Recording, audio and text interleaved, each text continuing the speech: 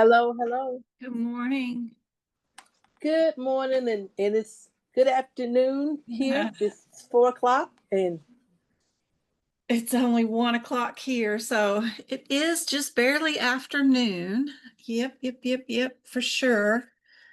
Oh my gosh, where is the where is my logon for Blackboard? Where did I put that? There it is. Okay, good.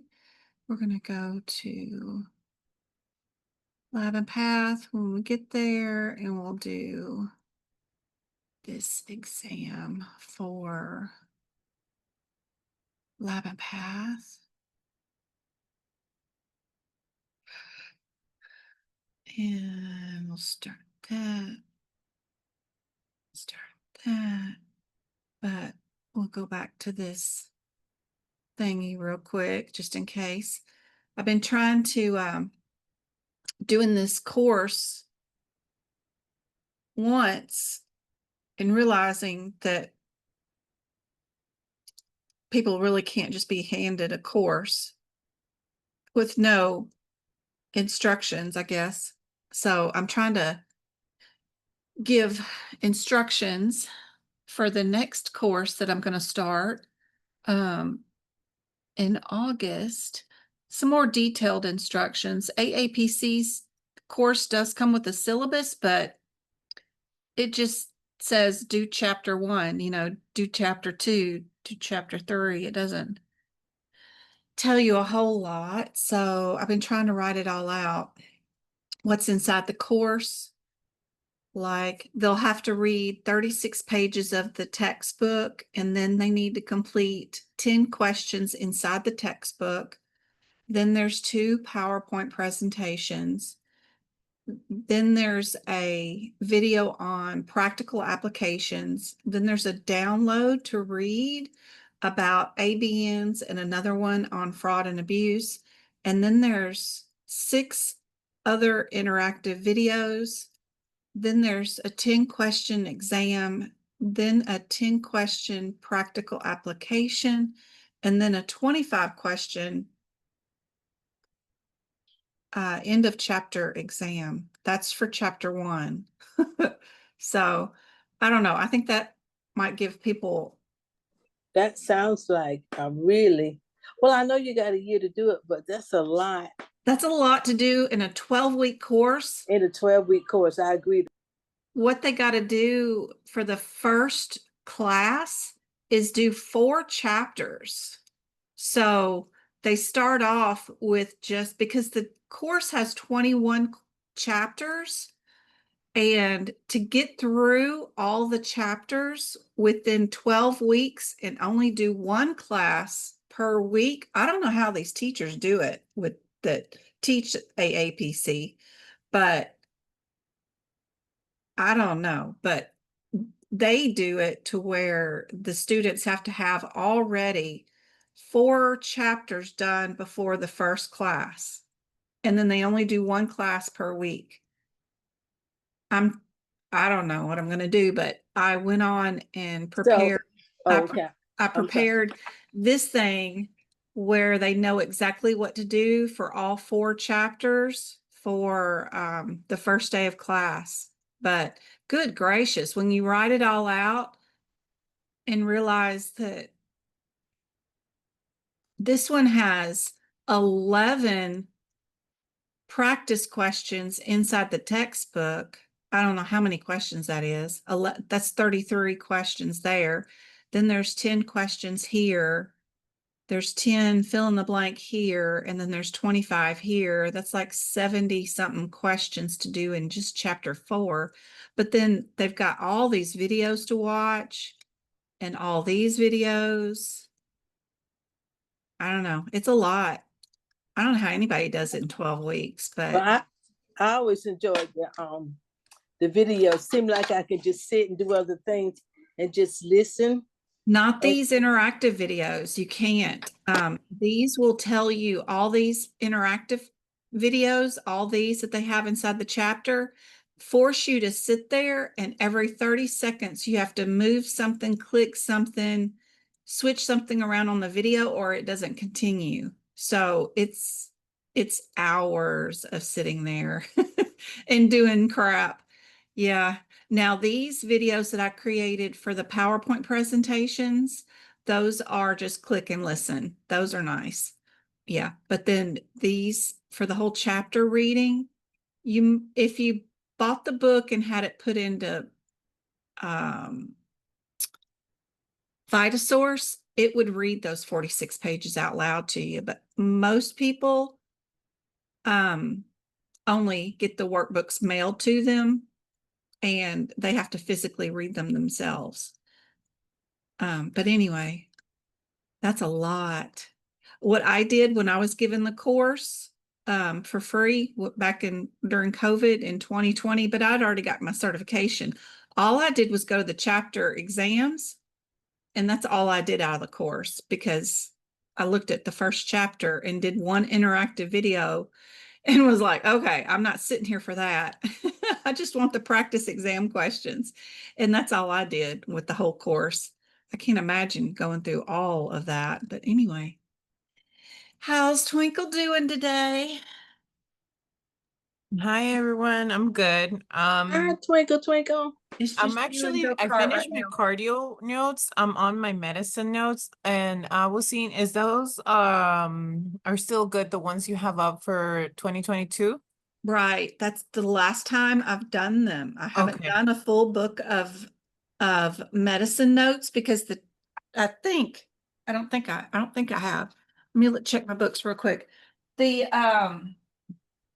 chapter takes so long. It's like muscular skeletal. Did you ever redo those that I did last year? Muscular skeletals notes? Yes, I did all Ooh, that. those take ever, don't they? Yes. Took me forever. And y'all are The just having, I cardio took just me forever. if you the, have to create the them, good God, they're awful. to yeah, create. the one word difference is all I need.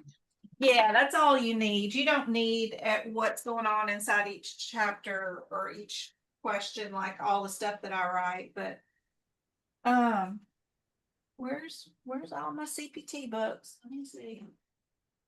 There's 22. Where's 23? Here it is underneath my feet. Okay. Did I do it then?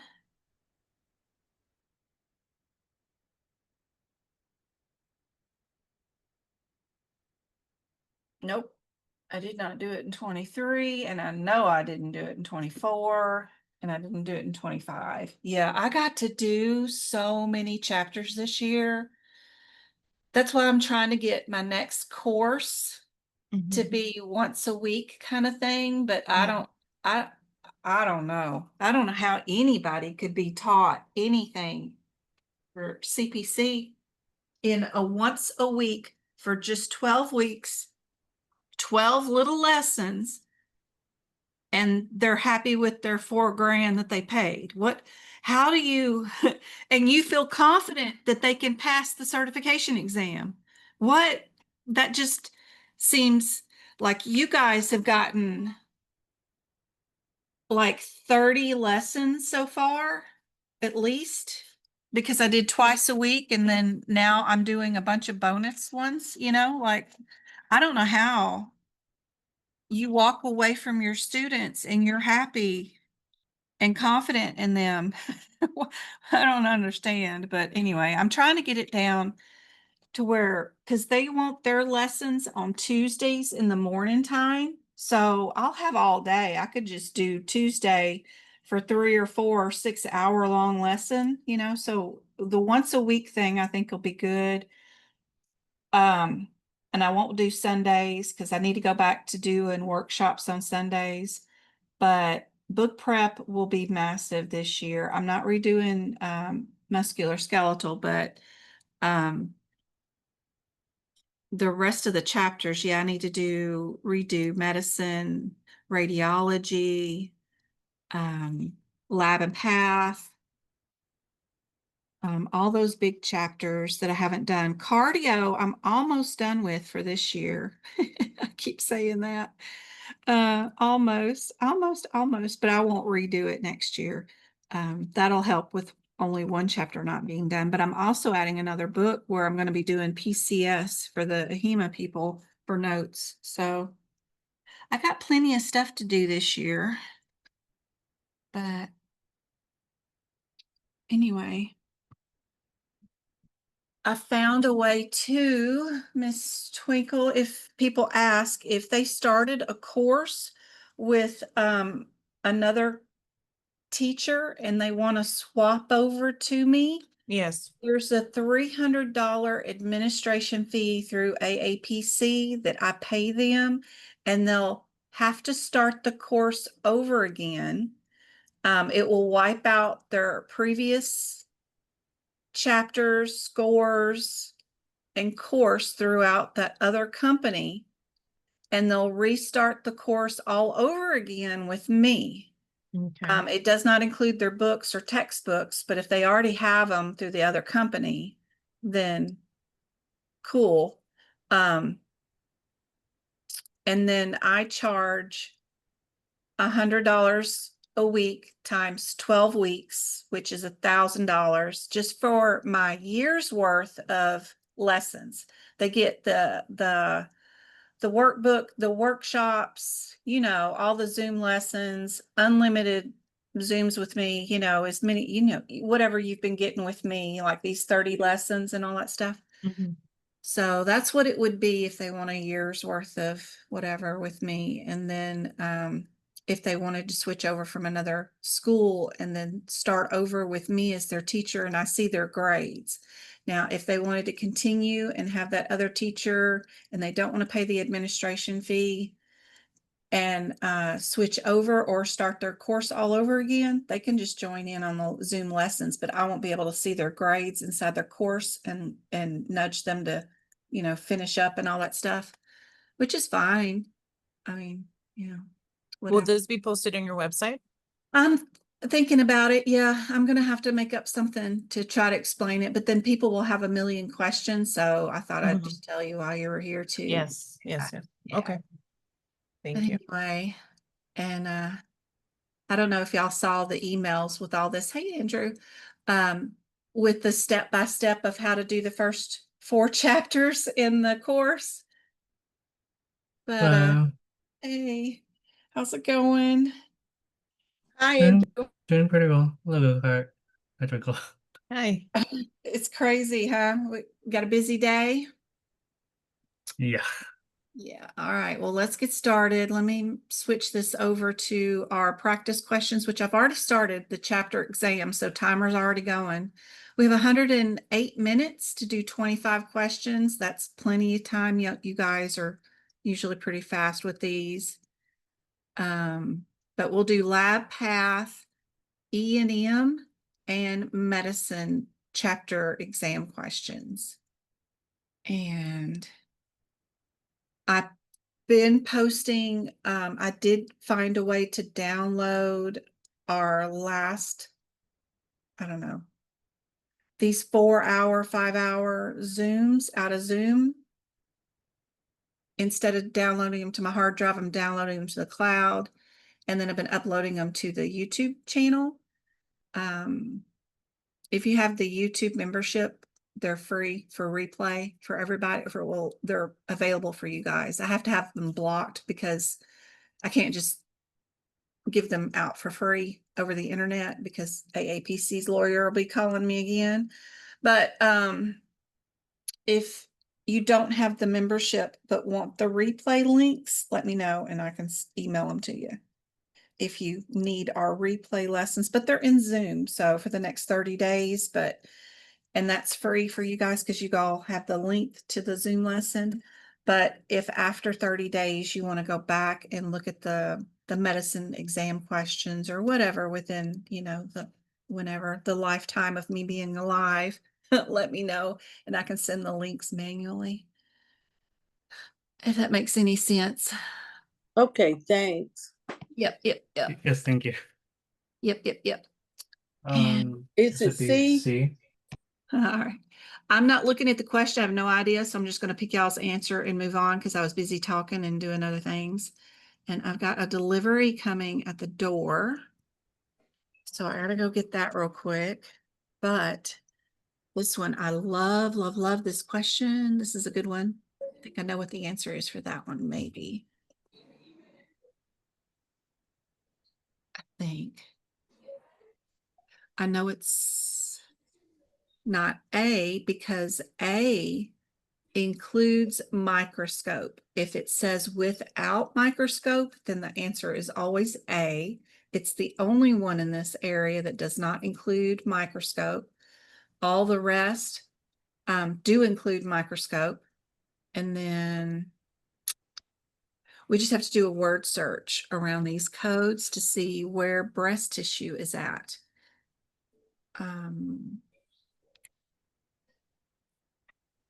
Oops, sorry.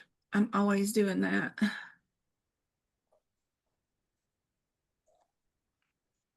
I keep hitting Windows instead of Control. Habits.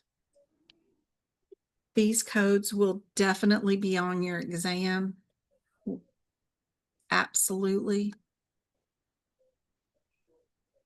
Usually the removal of a whole organ or a whole body part, or even like tumors, major things, most of the time is the 07 or the 09. And it's just a difference between, did you find cancer or know of it ahead of time or not? If it truly is cancer previous to the surgery, then it's always 09. There's a tiny little difference in those CPT code descriptors between the 07 and the 09.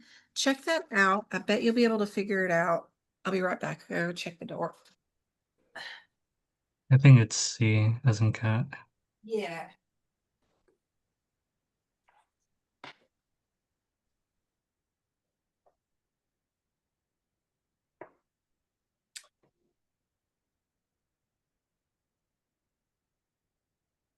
That sounds good.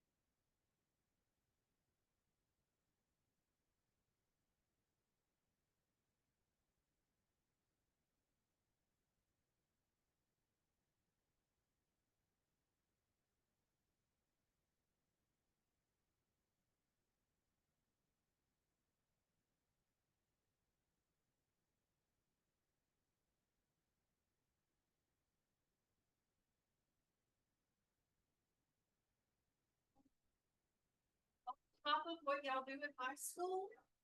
That is crazy, Travis. So yes, you're going to the gym today. Brush your teeth, please. Okay. Sorry, guys. Life is happening. All right.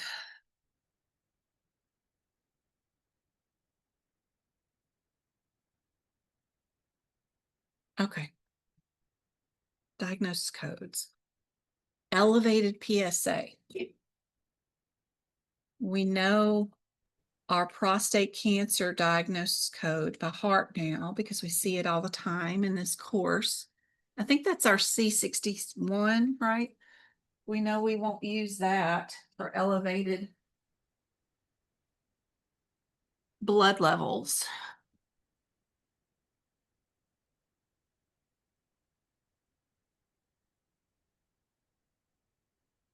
I don't know if that helps at all, but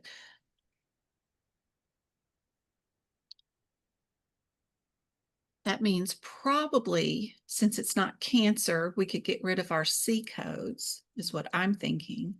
So it would be either one of the C or D's because there are codes. And I don't know. D as in dog. If D. we avoid our 9s, then yeah, the 20. Yeah, I was thinking D. Yeah. Seems to be pretty much the good pattern.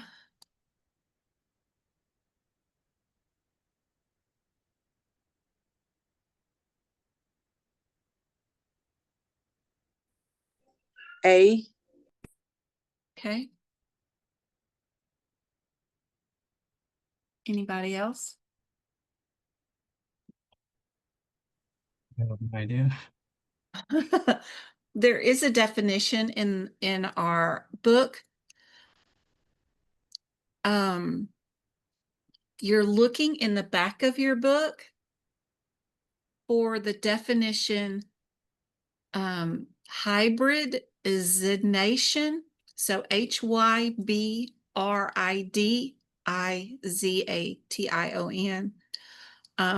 But then again, I'm not sure if fish is listed in our alphabetical index in the back of our CPT book. It could be. But I know the main term inside that would be that hybrid word. I wonder if it is. That way you could find the page number where the definition is located. Where is that definition? Anybody know what page? Be a good one for him to know.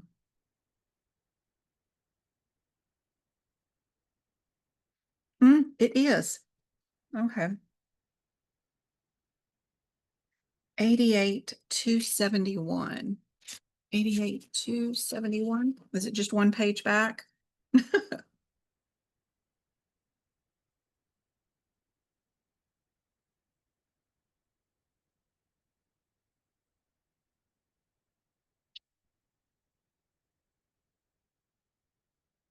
I know it's in here around the pap smears somewhere, but yes, A is our answer. And that's what we're doing in lab and path when we do pap smears. Don't forget at the very, very top of your page in the CPT book, like if you look above code 88153, the top of the page says lab pathology and lab, and then it's got a backslash. A lot of times, most of your questions can be answered by just that backslash. The top of this chapter has headings like you're doing microbiology, you're doing immunology, you're doing chemistry. The headers on the top part of these pages are super helpful in keeping you straight about what you're doing. So if you went to the first code in the back of the book that they told you fish was, and you looked at the top of the heading, it would have told you you were in pathology. So just looking up at the headers. A. Yeah, A. Okay.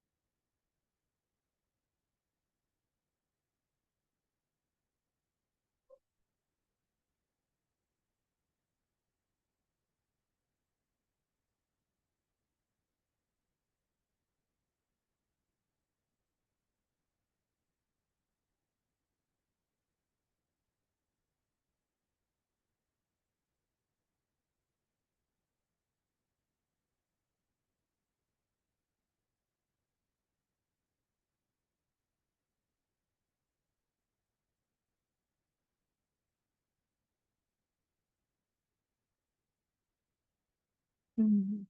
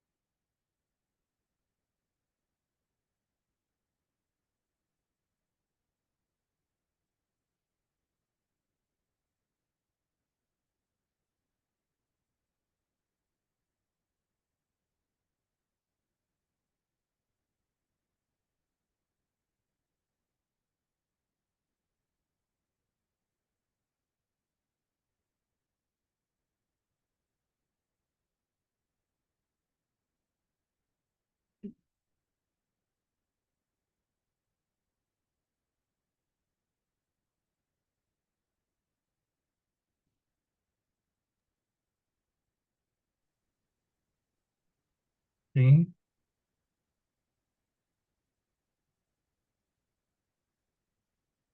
A, B, C, D, sorry. D as in Is cat. there.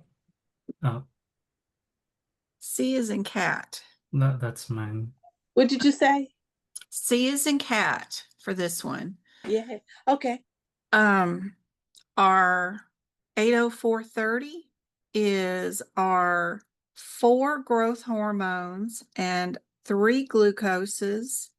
And then our 47, 829, 47 is the 4th test of just that glucose test, because our glucose test and the other one is only 3. So we had to order 1 more glucose test to make it 4 and 4. Because the 30 only does 3 glucose tests. So we just had to tack on 1 more tiny little glucose test. Does that make sense? There we go.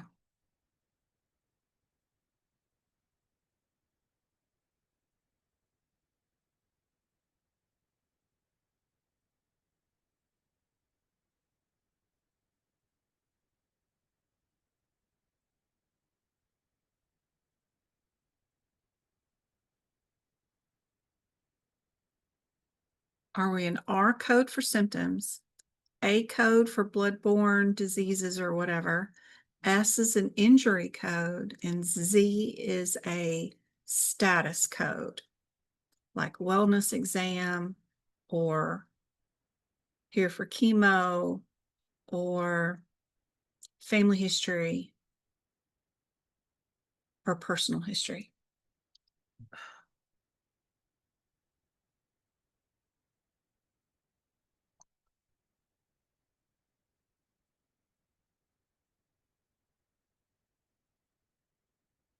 Let me get some Tylenol. My hands are hurting.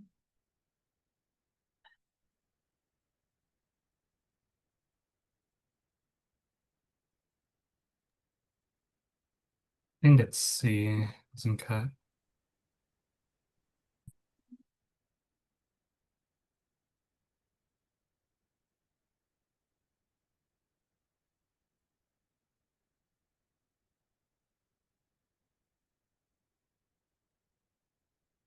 There's I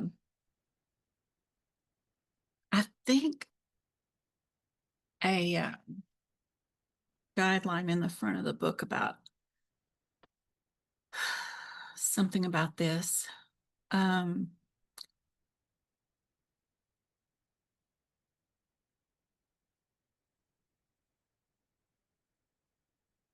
We had unusual count on a pathology examination. So abnormal test results go under what heading? It's not technically an injury. That's not what we're billing for. B. It's not a disease that we could name. It's an abnormal Oh, count. so just A. Yeah. Uh, So if we knew like it was meningitis, then it would be B, right? We have a disease, right? So this is an abnormal score or test. So it's just a symptom. Yep. Okay, Yep. Just a symptom. Yep. so it's nothing definitive. Yep. Okay, And it's got it. any abnormal test results. There are some that are Z codes, but then there are some that are, the rest are going to be in the R codes. So it'll be either one of those, depending on which type of abnormalcy it is.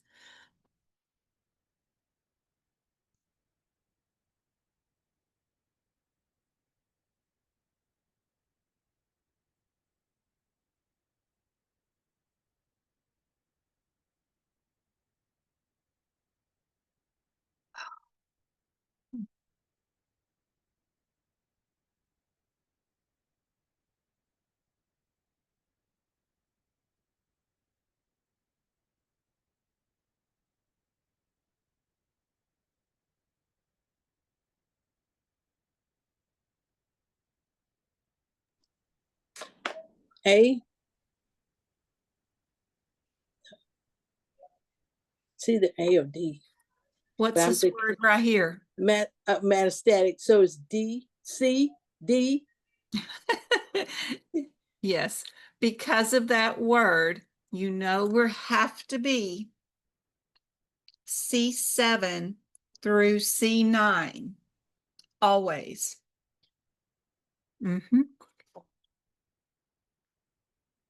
So we are D, no matter what. Look for that first.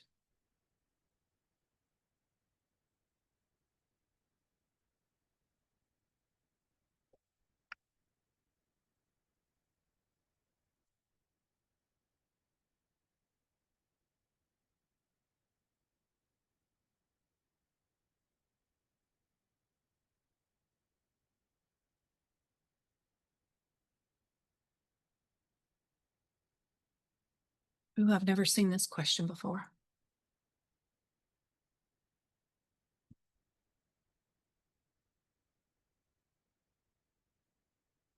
AML.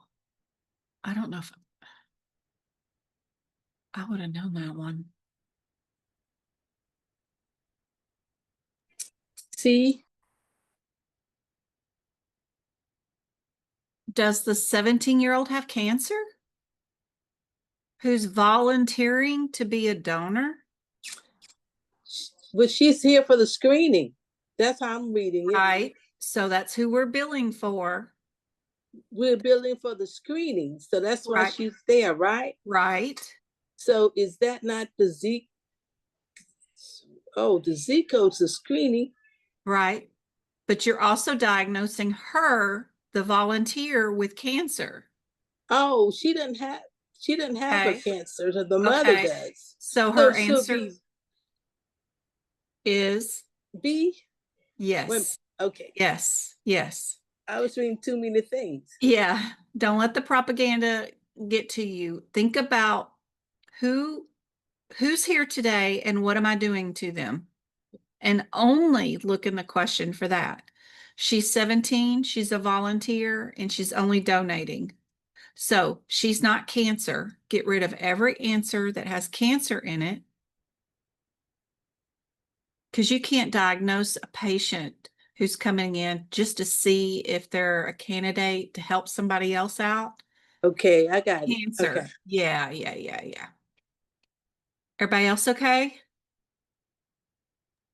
Yes. All right.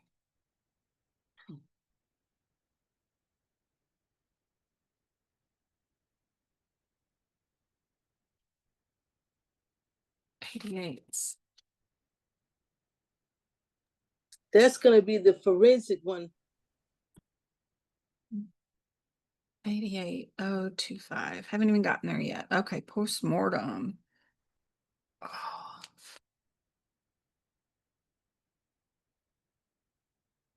That fish diagnosis vocabulary term ought to be on the next couple of pages too. It ought to be right here somewhere. I know I have it highlighted somewhere, but it's in a different yearbook. I remember you talking about that. That's why I Yep. remembered it. Yep. I know it's here somewhere. It's right around these pages.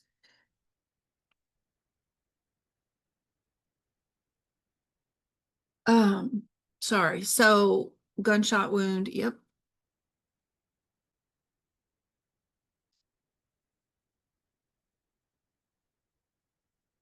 Oh, 5 is with the brain, but it's a child code. You can't do nothing with it. You gotta go look at mama, which is 88000, which is gross and only.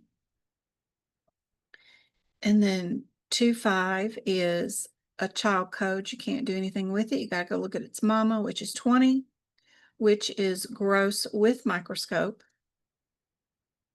40 is forensic, and 45 is with a coroner. See? It is C. Good job.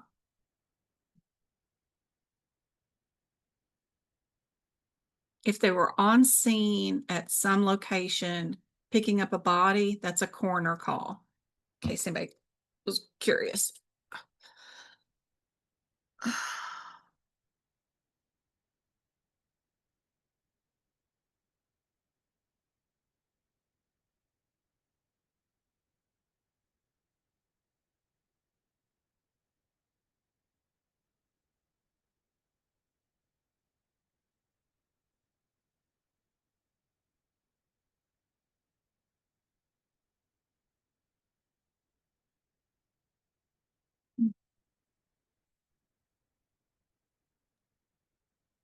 These codes will definitely be on your exam. They love picking on your analysis or something.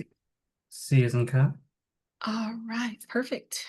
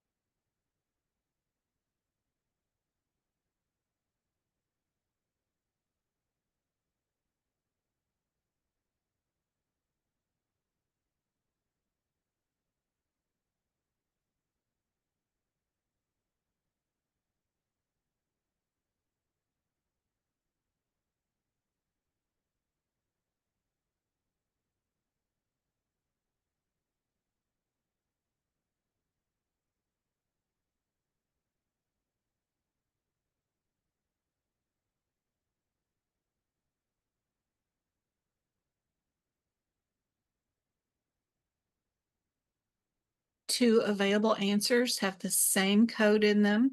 D as in David. Yep. And was it more likely that you do two codes or one? Yep. And D is it. All they ordered was a total T cell count, and that's all you need to bill for.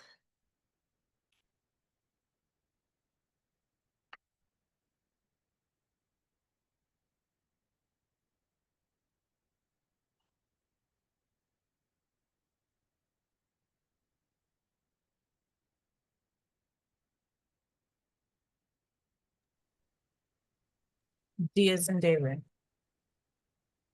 It is one of their favorite answers, but not for this one. Not for this one. A dog bite, and we're screening for rabies. Is that what we're doing?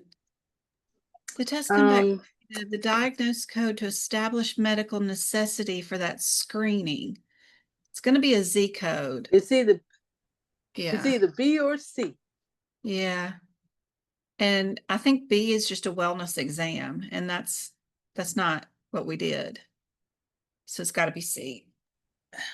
Okay. It's screening for rabies. Yeah, but they got a lot of crap in that question. That's a cool question. I don't think I've seen that one either. All right. Modifiers.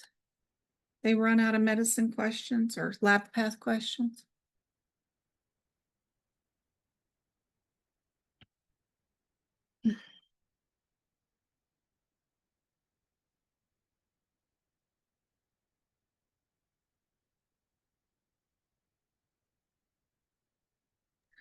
D.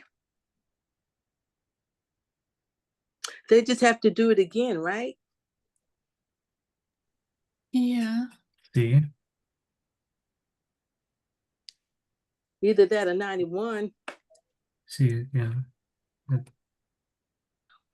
This one is D. If Yay. if we messed up and we did a bad job and we didn't collect enough specimen inside our jar, we can't charge the patient or the insurance company to redo it it's our fault. So we just need to collect the correct specimen. Yep.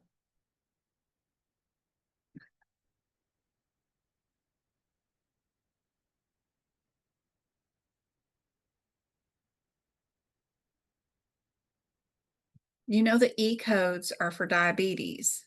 So they don't have that diagnosis. It's just an abnormal test result, right? Elevated blood sugar. So it's gotta be C A or D. B? C or D, but I don't know which one. D, Oh, D as in dog. Okay. Too lazy to look. All right. My hands are hurting today. It's hard to pick up that I'm ICD. so sorry.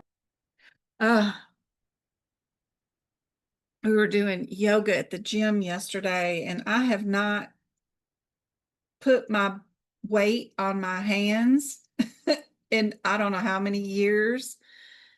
And boy, my hands are really hurting today.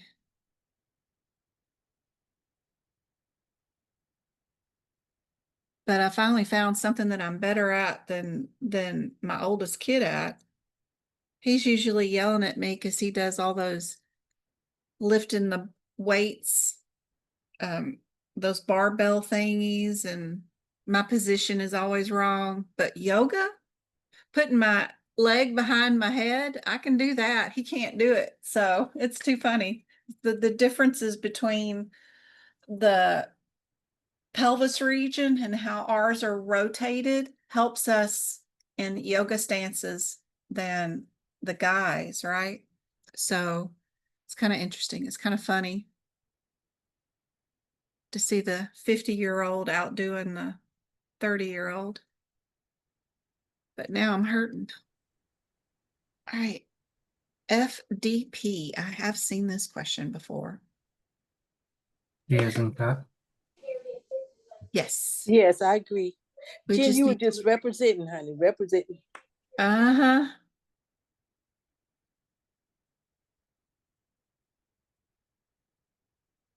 I never get to outdo him on anything in life, ever.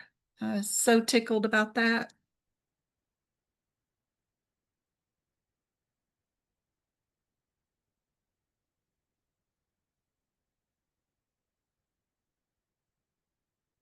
That's so many codes, but if you get the first one and you can figure out that, you don't have to worry about the back end. You could divide these into two buckets by your urinalyses because one of them is an 81007 versus an 81000. If you know that, then you can get your other set of codes, the first CPT code, down to just two differences. But totally up to you. But that's my strategy, is to figure out what type of urinalysis I did, and then because looking at all four of those CPT codes would drive me nuts. They usually get it wrong. But we've seen this question before. The Brazilian woman with the eggs in her urine. We've seen it somewhere. I've presented that one.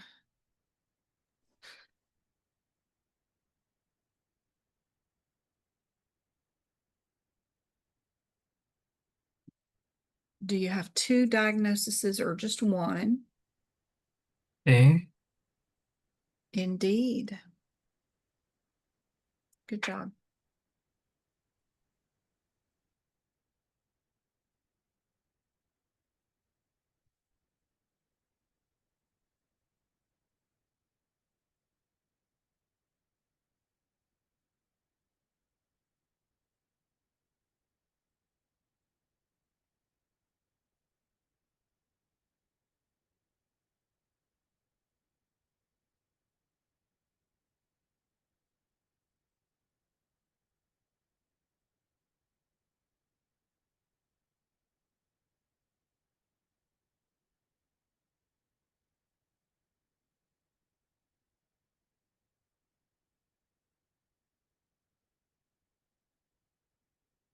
This is almost like the previous question where we had two with the same code. and it was just the one code, but this one's asking not for the T cells, but the NK cells. So same set of codes, it's just we got to move down some. Oh.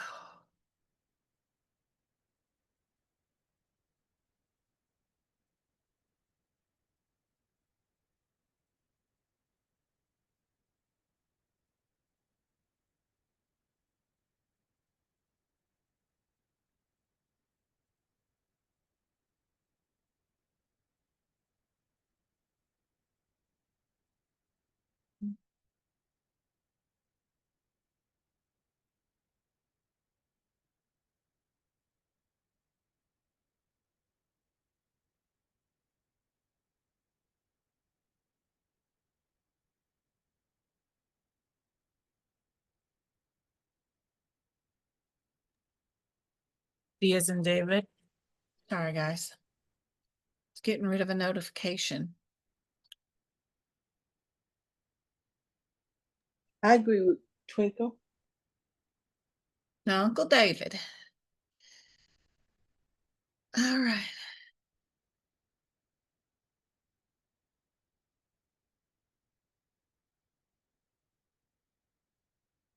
This question was on my certification exam, I think. Back in 2000, no, yeah, 19.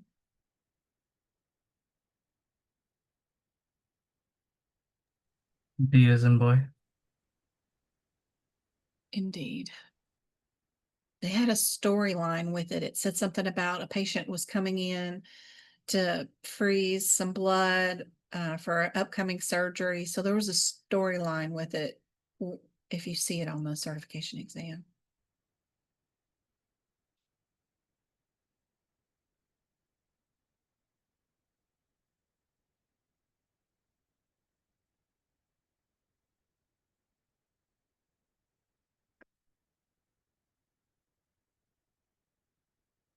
What's our 32 modifier? What's that one? I don't know. Do we have that in lab and pass? Yes, ma'am. Mandated services. Oh, yeah, okay. Or so if it's a plaintiff and a defendant, yep, and court ordered is mandated. So you're definitely going to have a 32. So that's super handy dandy. If an insurance requires it for health plan reasons, or if it's court ordered, yep, you would use a 32. So it's one of those. Got to be A or B.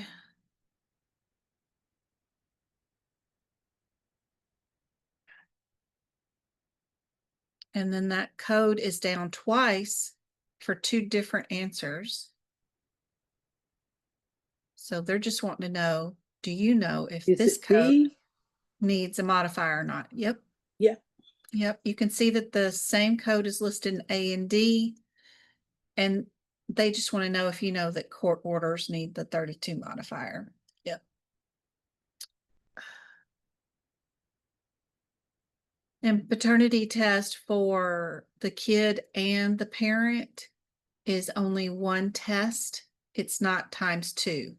So that's kind of helpful information also in that question.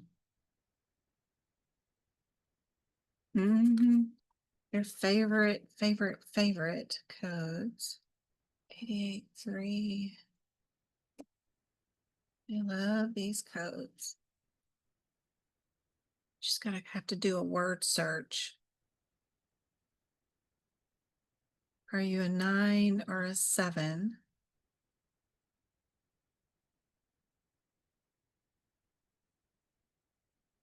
The order of operation when you have multiple different specimens, which one was larger specimen, or which one was the toughest organ to get to? Like if it was a skin biopsy, the same size as a liver biopsy, right? The liver's harder to get to because you got to use a scope and go inside versus surface layer skin, like if they just did an arm biopsy. So even if the arm biopsy was a bigger specimen than the liver biopsy, the liver was harder to get to. So think about things like that too. And the order of operation on these codes, like if you see one that's like a 305 that comes first before a 307 or a 309, you know that you need to bill the more difficult procedure first. So make sure that you did the more difficult procedure. And if you did, then you know that's out of order. So just looking at the numbers sometime, are they in numerical sequence? That sometimes is helpful. So what are you saying? 9, 5, 13, and 31, would that be out of sequence, or would the 5 come before the 9? Like for example, B. Yeah, everything's in numerical sequence on this example. Yep. So we don't even have to worry about that for this question. Just on your certification exam, it's one of the tricks that I use to help me get down to the correct answer quick, was to make sure that they are in numerical order like these examples are. They are in numerical order. They're perfect how they are. Nothing's out of order.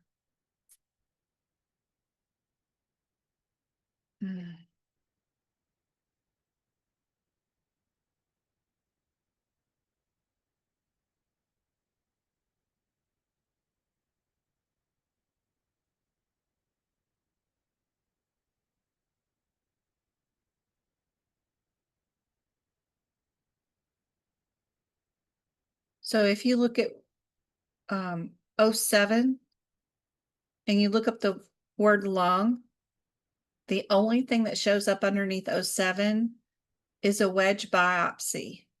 What did you remove today? We removed a whole lung. So you know you're not an 07. So you know you have to be an 09. The only differences between these is, would we times 2 it or not? Right. If we remove both lungs, then the patient's dead. So, it's like, I don't know. I mean, I guess we could if we're doing, microscopic to see why they died, but they'd have to be in separate specimen containers, or wrapped up and labeled separately to be able to bill times 2. If they are in the same specimen container, then you cannot bill times 2 for these things. But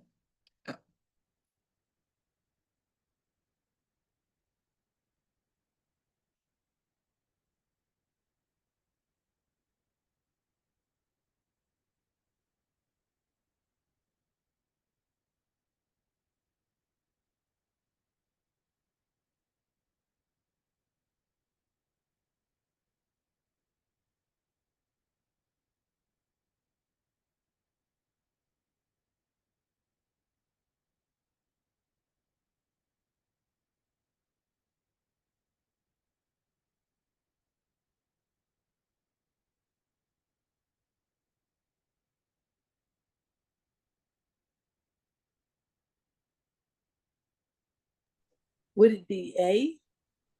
yes, ma'am.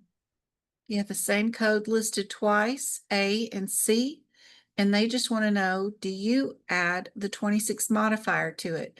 We don't see that we're coding for any physician to do anything. We're just billing for a lab.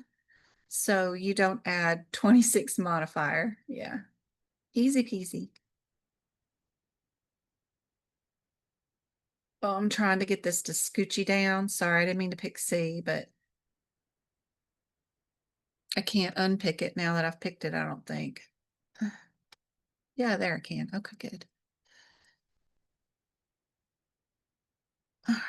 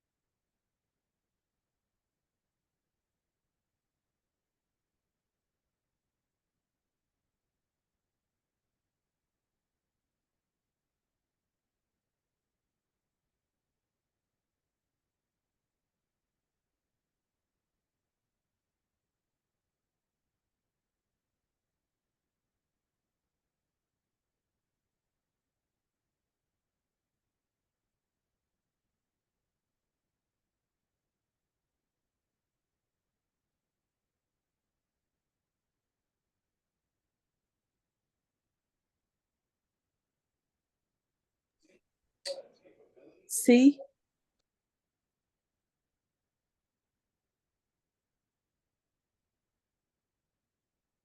So when I look at these questions, two of them start out with a diagnosed code of B as in boy, so blood-borne pathogens.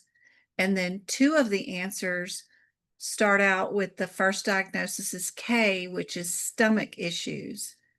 If I look at the question, I see gastritis, gallbladder, see a bunch of stomach issues, right? So I know I'm going to start out with a K.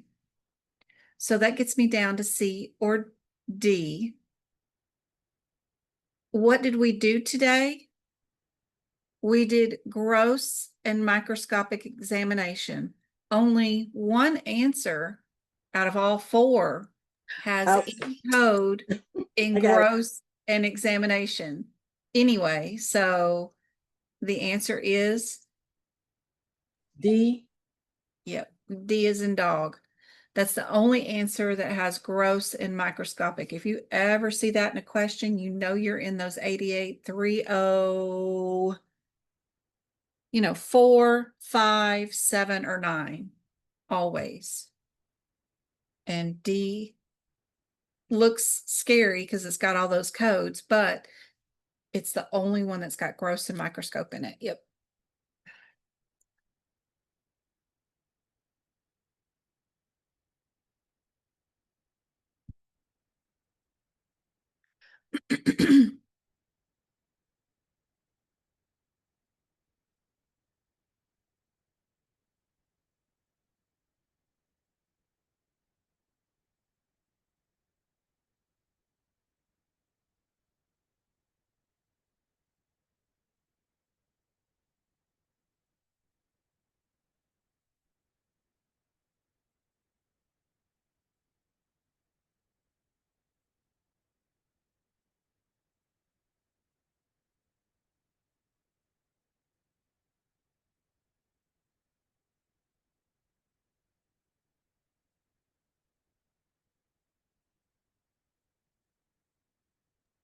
A.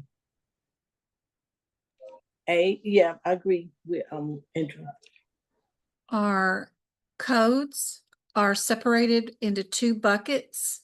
Answers A and B are an analysis.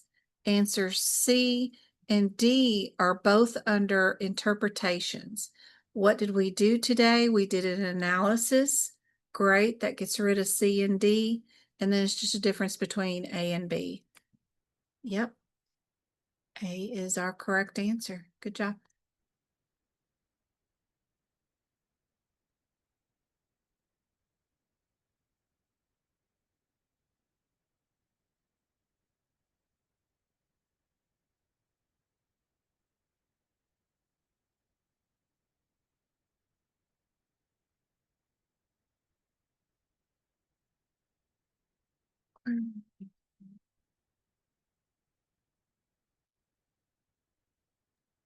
I'm guessing B. I ain't even made it to the codes yet. Y'all are too fast. What's going on? 17, 16, or 05 and 07. Okay. Tissue typing. What are we doing?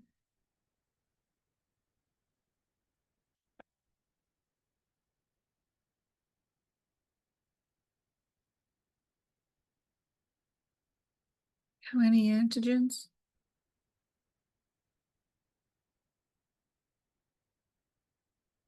Multiple antigens. Yeah, I like 17.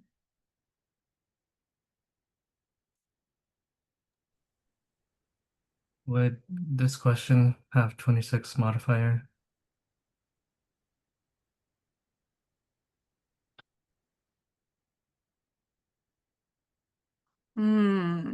Undergoing a transplant of HLA tissue typing. Multiple antigens. Interoperatively? You'd have to have a physician or a surgeon.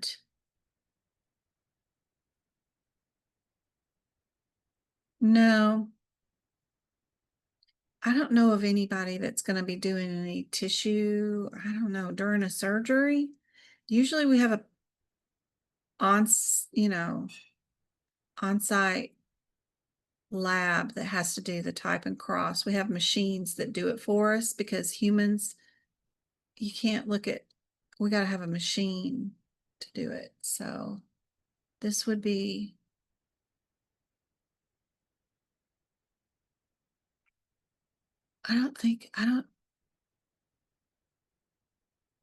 yeah, answers A, C, and D all have the 26 modifier. Of maybe 05, because that is a visual, but the 07 is reactive and it's just an agent that you drip on the specimen and it would turn a color. But that doesn't require anybody with any special training to observe. So 07, definitely not. 06, maybe, because it's a visual cross match. So maybe you could use it with 07. But 16 and 17, those are going to be antigens, and that has to be done with a machine, as far as I remember and know when I was working in the lab. We had machines that did the antigens. It's got all these little vials inside of it, and it does a bunch of spinning and spits out a result. So maybe 05. Yes, could have a 26 modifier, but the other two, C and D, I would say no. But answer for today is B, of course. Let's submit that. We got that well under time. Even though I started the exam really early, we still had 58 minutes left. So time-wise, y'all are really good at getting these questions done within the limits. Where am I going? View there. Okay. I have a quick question. Yeah. You know, you posted those videos regarding the index at the beginning of our sections. Does that work for every exam question, or is it just where the body parts are, like you count those body parts for the answers? I'm still not understanding the question. Sorry. You know those videos you posted about going to the front of the index for answers, like for quicker answer? Okay. Where it Front of says the index. So you're talking ICD-10 question. no. Like the book, the CPT book. Okay. And alphabetical index is in the back. That one, right? You know, Okay. like, okay, right now, like pathology. Uh-huh. Okay, so that Ooh, I wonder. the Ooh. front of it, that index list, the one where it says pathology and laboratory guidelines, where the asterisks are at, the one you were Okay. just showing about the asterisk.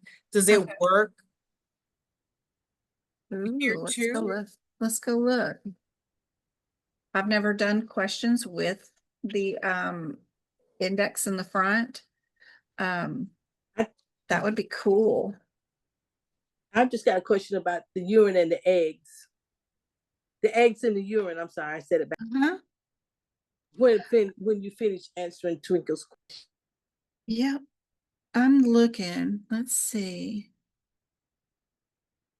Make sure we get the rationale on that last one in there. Okay. And then let me go here and go here.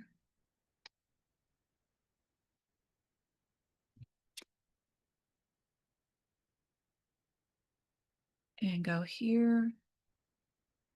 Okay, help me out. We're looking at this, right? This is what you're talking about. Yes. And if you had available answers, probably not body parts, because I don't see anything No, like. will it help more with where there's questions about body parts, like the muscular system, or does it work for pathology as well? if they're asking you to do the strep screening, so some of the oral influenzas or hepatitis B screenings, some of the influenzas and some of the staph infections, some of them are done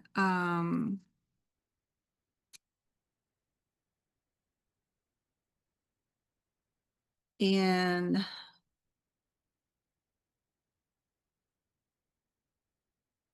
right here, essays, and then some of them are done as a microbiology. So are you looking for the microorganism in the test example, or are you testing for an essay to see which antibiotic will cover the infection? So are you looking for what will fix the infection, or are you looking for the bug that caused the infection?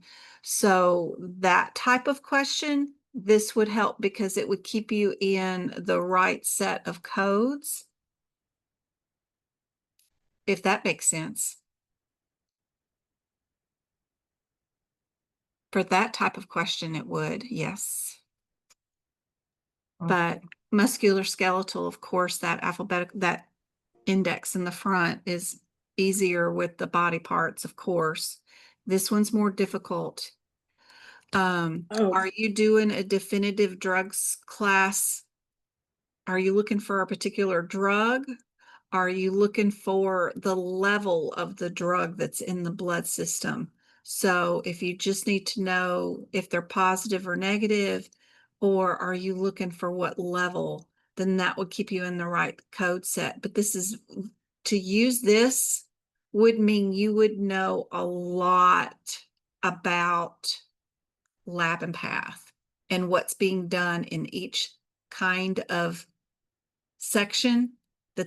That you would know biology means you're looking for the infection bug, and that looking for an essay would mean that you're looking for what will treat it. You know, you'd have to be pretty clinical person. Yeah. Okay. Somebody who works in the system. This would be highfalutin stuff to know. I got a question since we're on that thought. If I was wanting to know something about a Bethesda study, and if that was something, I remember reading something about a Bethesda, and it was something to do with, was it this stain or that stain or whatever it was, would this sheet at 591 help with that? Mm-mm. Oh, No, okay. because they're all going to be in under the same category as far as what staining was done. It'll be all under the same. That'll be pathology, because you can stain stuff in pathology, but it would all be under the same code sets. So it'd be somewhere in there. It just wouldn't help you decide. Yeah. Unless you were staining for pregnancy, you know, seeing which eggs were viable and which ones weren't.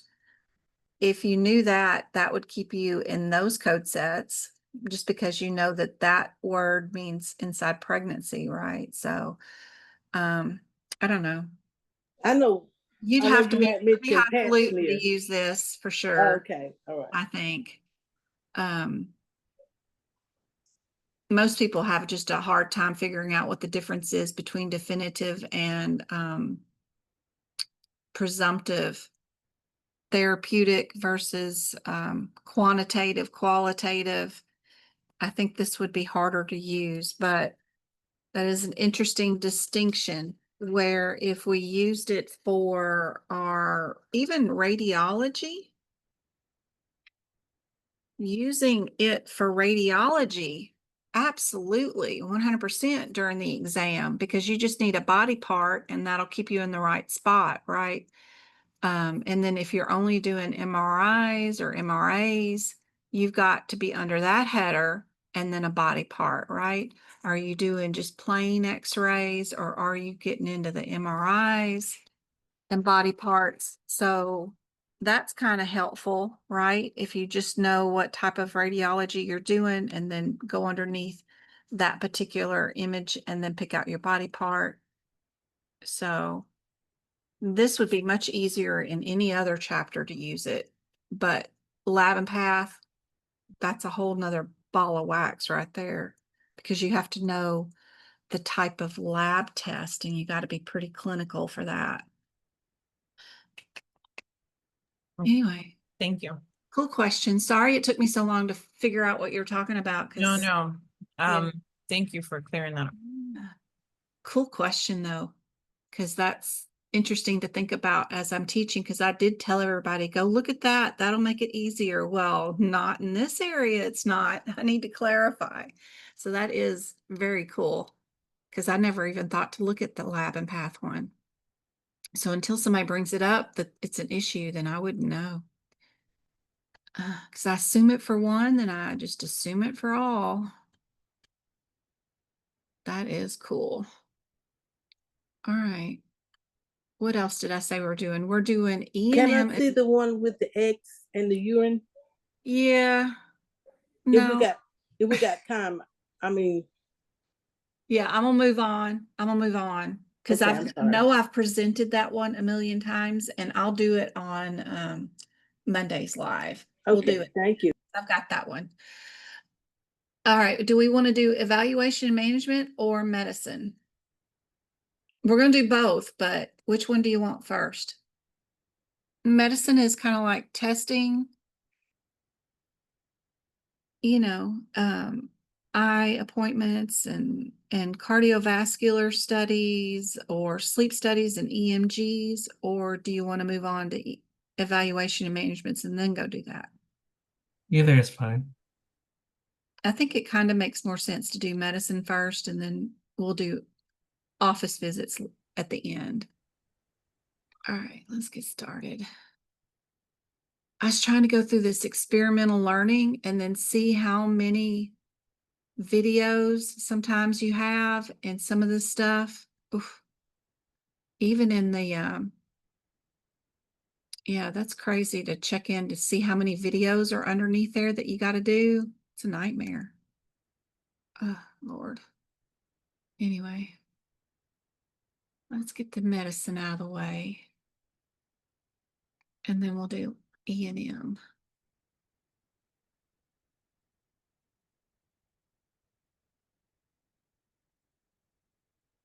All right.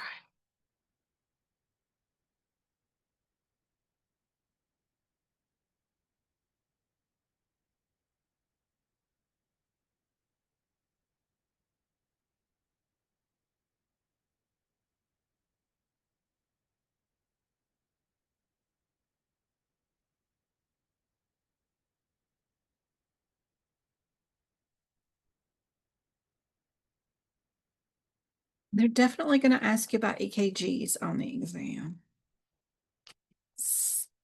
Do they still have them where some of them are 12 lead and some of them are 3 lead? I wonder, is that still a thing? Or did they get rid of them? 12 lead versus, no, it looks like they're all 12 leads. Okay. Oh, there it is. The 93040. It's not part of this question, but it's just something that I saw, I think, on my certification exam. Is there's 2 types of EKGs. There's the 93000 versus the 93040. Knowing how many leads you've got being placed is helpful. But this answer is, sorry, what'd you say, Andrew? C as in cat. Kitty cat for interpretation only. And we would not add 26 modifiers to these because we have actual CPT codes for the 26 modifier, the interpretation only, right? Reporting. So that means no 26 on this set.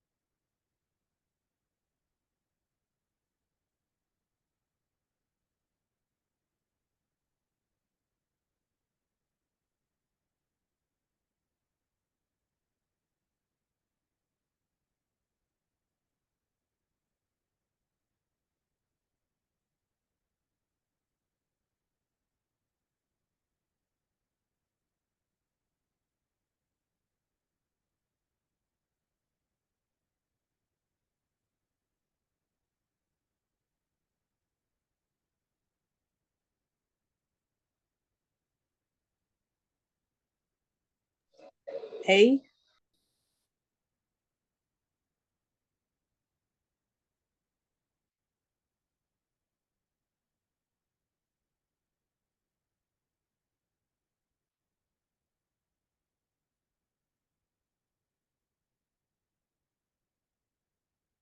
Headers are not very helpful in this. We've got pulmonary diagnostic testing, rehabilitation, and therapies for one header, and then the other one is for EEG.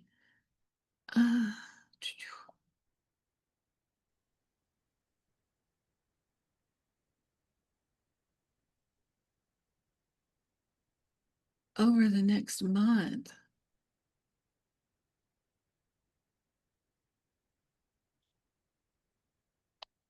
Yeah, I think it's A. Yeah. Sleep study unattended. Sleep study unattended.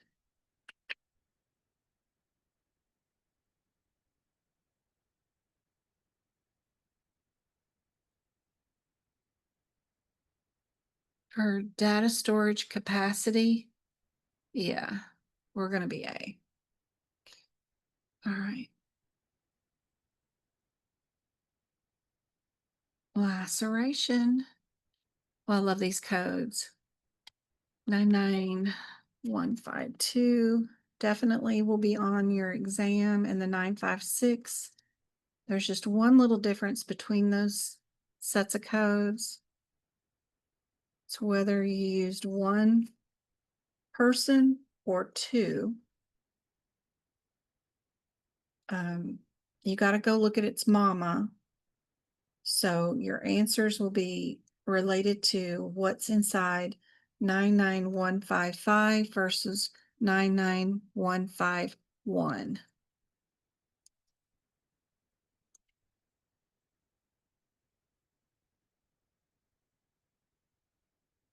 Mm.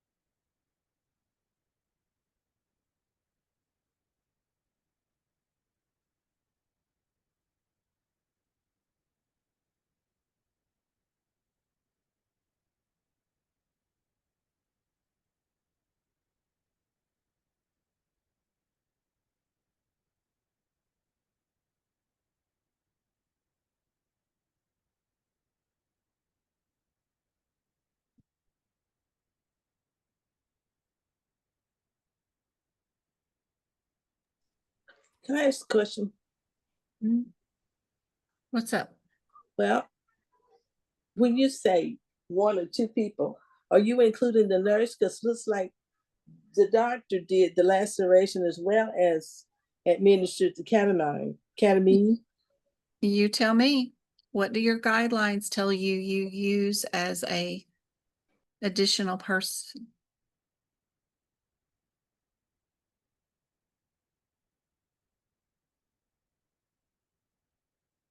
Is she a qualified healthcare professional? And also the CPT code says other qualified healthcare professional. I mean, she's not an MD, but I guess you can look at some monitors. We also have a set of guidelines that start on the previous page on 889.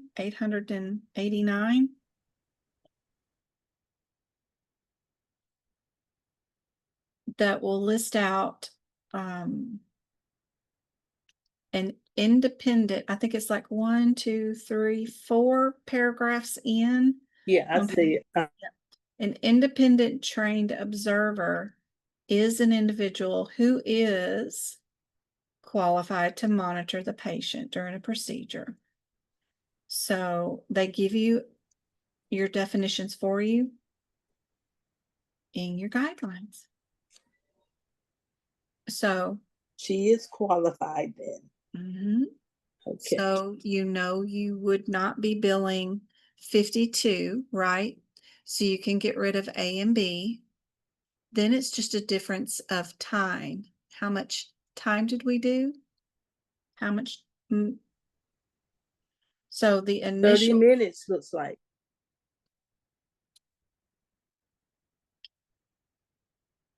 so where would that fall?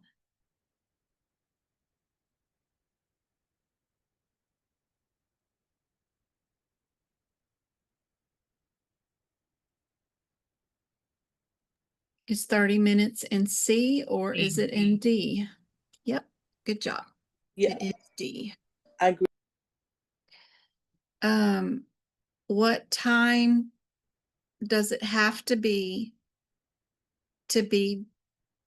both codes? If it's less than 30 minutes, what would it be? Let's see. What's half of 15? Is that 7.5? Plus 1 means 18 minutes. So what's 15 plus 18? 23 minutes and a Okay. half. So as long as you've gone over 23 minutes, then you can bill the 57. Just in case you wanted to know. They won't get that complicated with you on the CPC exam. That was complicated enough for them for those codes.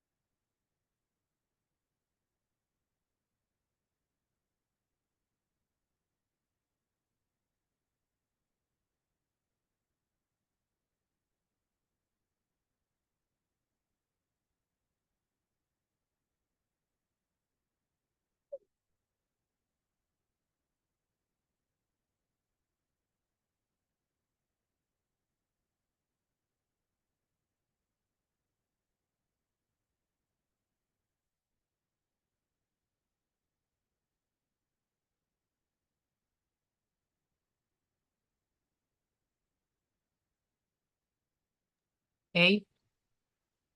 Mm-hmm. Good job.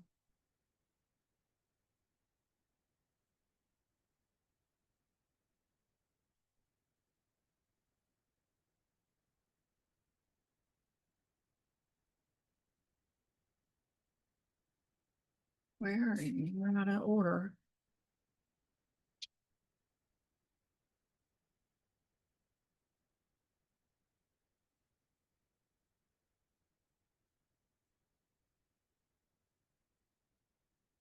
Can't even find the code. Oh, I was looking for the wrong number, 79. Okay. 79 versus 80s. What are the 80s?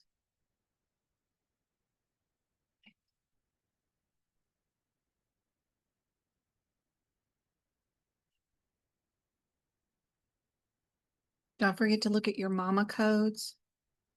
Can't do nothing with a child code.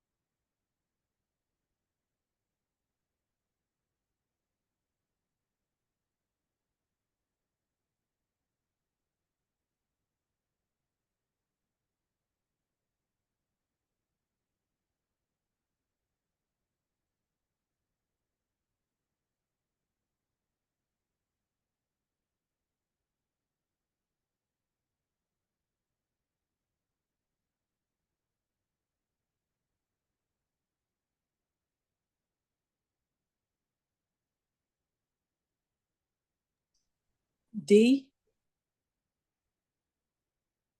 Okay, why not A and B?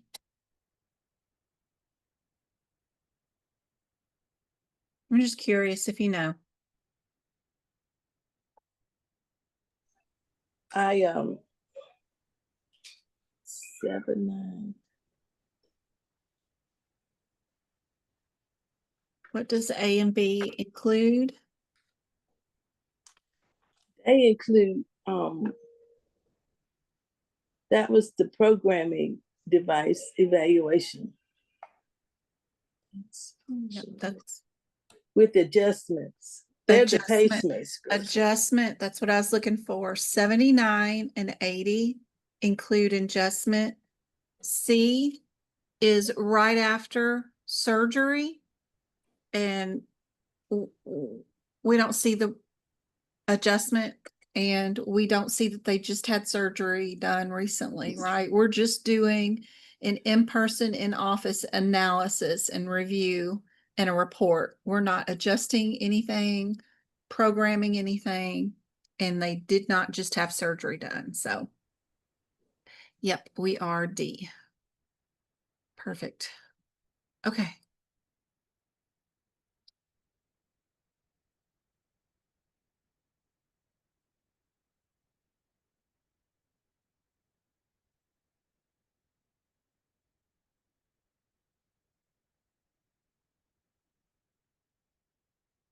Well, these codes, just getting to them.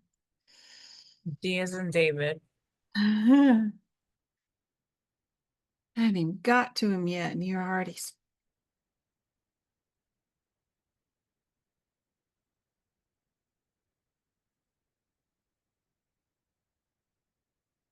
Let me see, 965.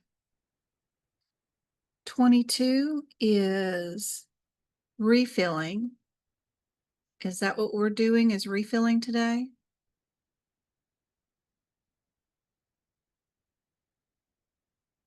Um, 23 is irrigation. And I see irrigated. Okay. Yeah. This one is one of the unique ones where we do have the one code listed twice. And just pick out the correct diagnosed code, you know. But it's neither of those that are listed down twice. 22 is refilling the pump. 23 is irrigating. 21 is also refilling. So we just need to look to see, did we refill it or did we irrigate it? Yep. 3 of them were refilling and only 1 was irrigate. All right, 946. I don't think I've ever seen that code question.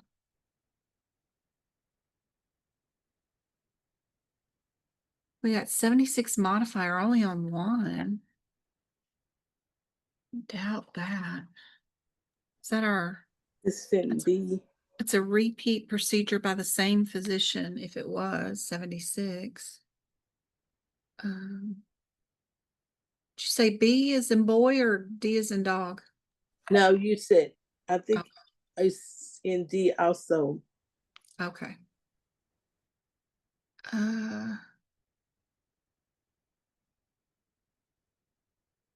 So I don't like the 76 modifier. Let me go on down. We got 40. Where's that? 40. 40.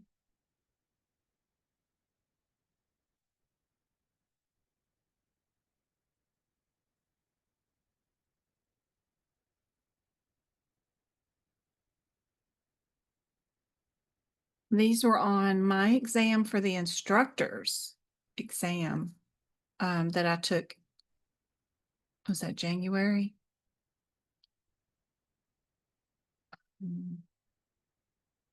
40 and 44.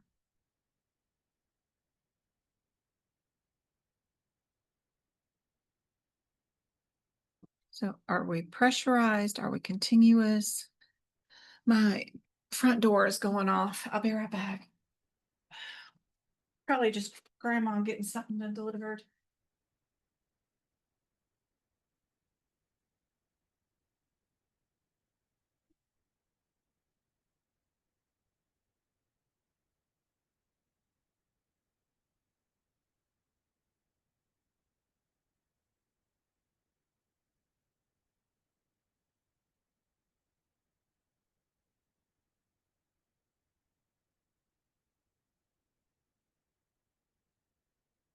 Yeah, grandma's getting chocolate milk delivered to her.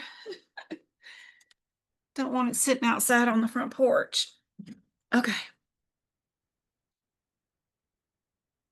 Have y'all figured out which one it is?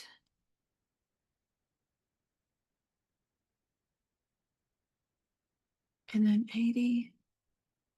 You got to look at its mama code. Oh, it is a mama code. Okay, oxygen intake. And then 64 is demonstration.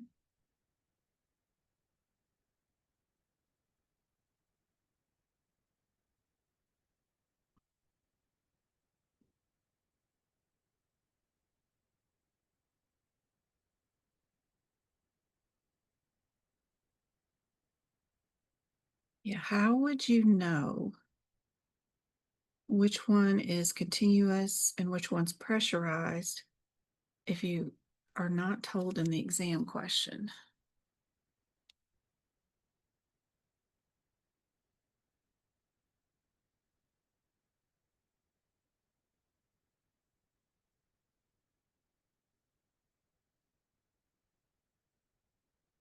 So 40 inside of it says it's therapeutic purpose. So if we are treating a patient with albuterol inhaled treatment, we're treating an asthma attack. You can see in 44, it says airway obstruction. So does 40.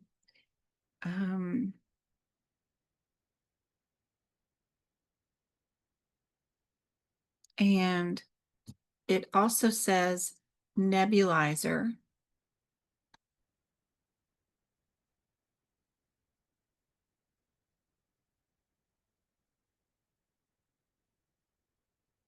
And so does the 40. Inside the 40, it has the word nebulizer. 44 just has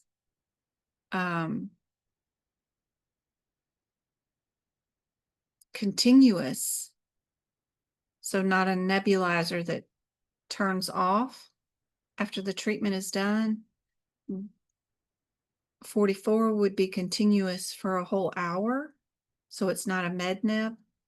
It's like being hooked up to an oxygen machine.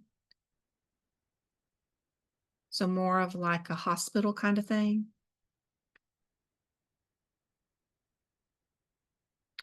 A nebulizer is an IPPB device also. 64 is just to show them how to use a nebulizer at home when they take it home. If you're going to give them a prescription for one or whatever. And then 80 is to test their equipment. If they have an oxygen tank that they took home and they don't know if they've used it all or not, and you want to test it to see how much oxygen it still has left in the machine, that would be 80. So does that help pick out which answer it is?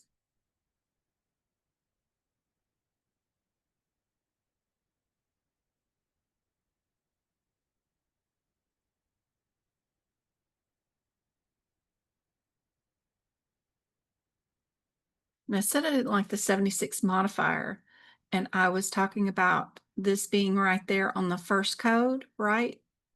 It's immediate. That first procedure code says 76, but D has 76 down for the second time they build it.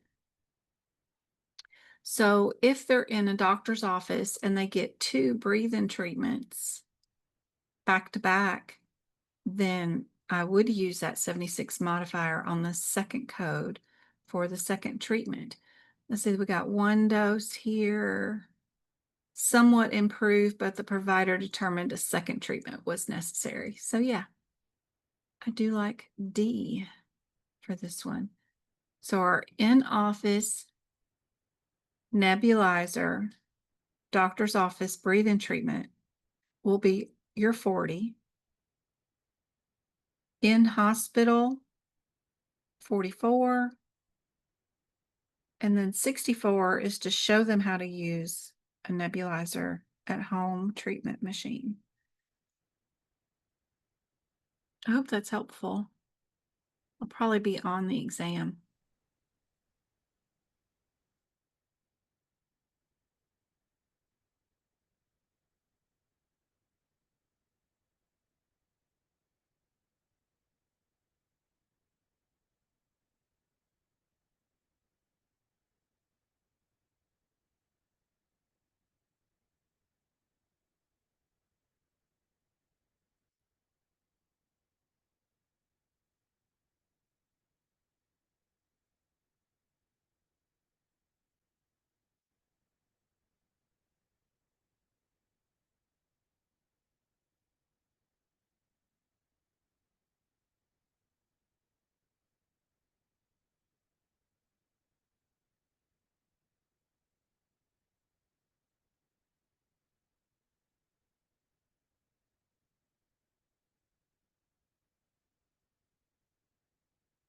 It's child code, can't do nothing with it. What's its mama? 13.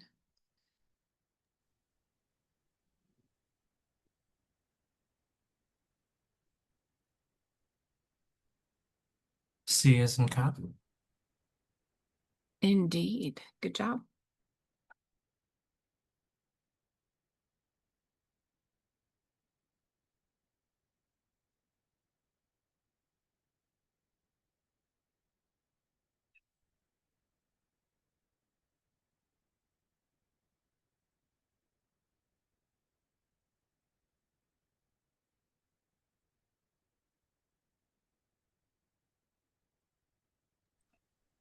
C.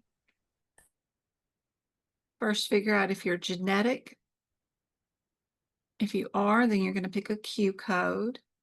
And then it's just a difference between your 03 and your 12. Yep. It is C. All right. 989.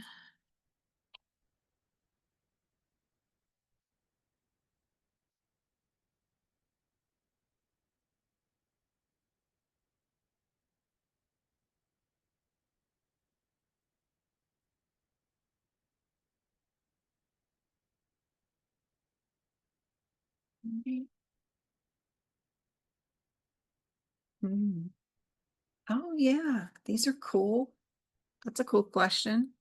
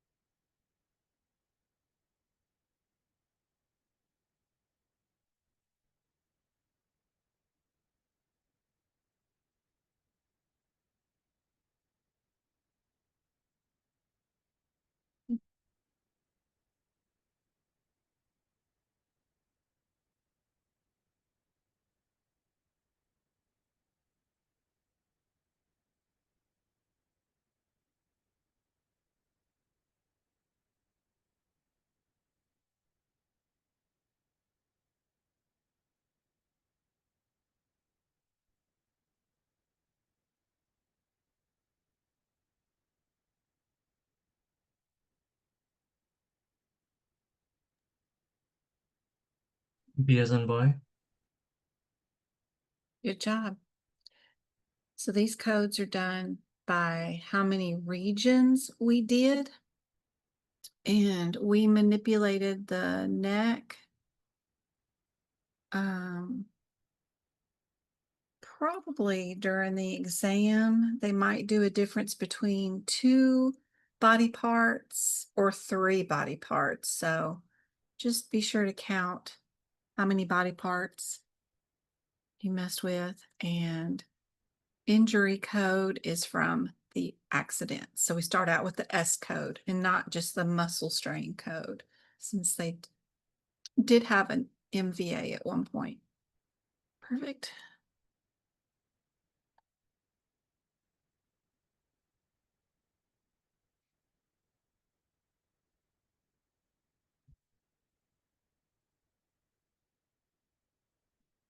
Four.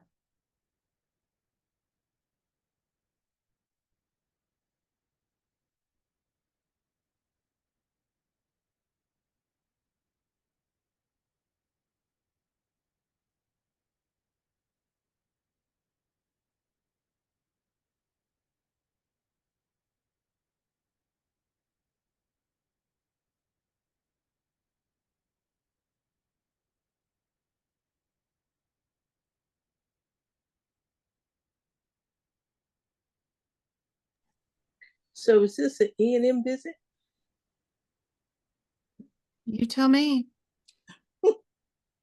What is an Oh. visit? It must have a problem. It must have data. It must have a risk. Did they look at the patient from head to toe, look in their ears, down their throat, listen Well, to their lungs? Did they palpate the stomach and listen to the bowel sounds? If all that was done and they did an evaluation and went over the meds, history, then it's an E&M visit. If history and physical exam and observation were not done, it is not an E&M visit. so we Season know cat. it's not B. Correct. C as in cat. Correct. We did an ECG and it was not continuous, right? Yep.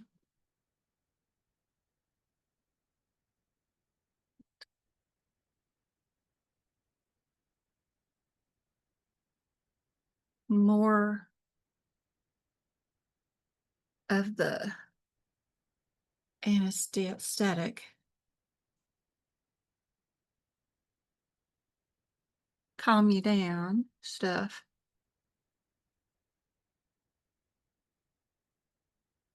Looks like the same question, doesn't it? 30 minutes. And the nurse is monitoring. So it's the same answer-ish, kind of. Maybe. So we're gonna need 2 codes.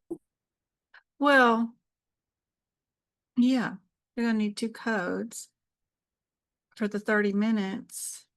You just need to know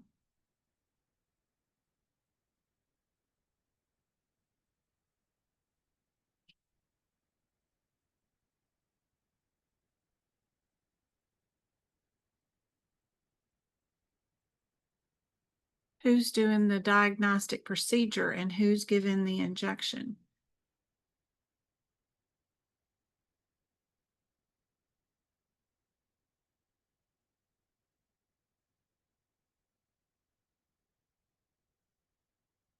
So it's C.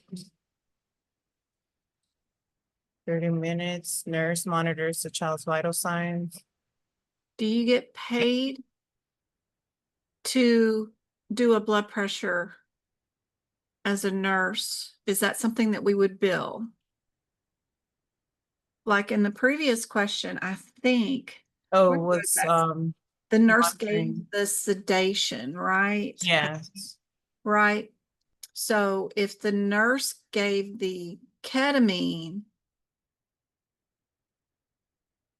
says the provider gave the She ketamine just monitored the patient. during the procedure. Okay. There's your differences in your words. During the procedure, if she monitored during the procedure, then fine. But this one is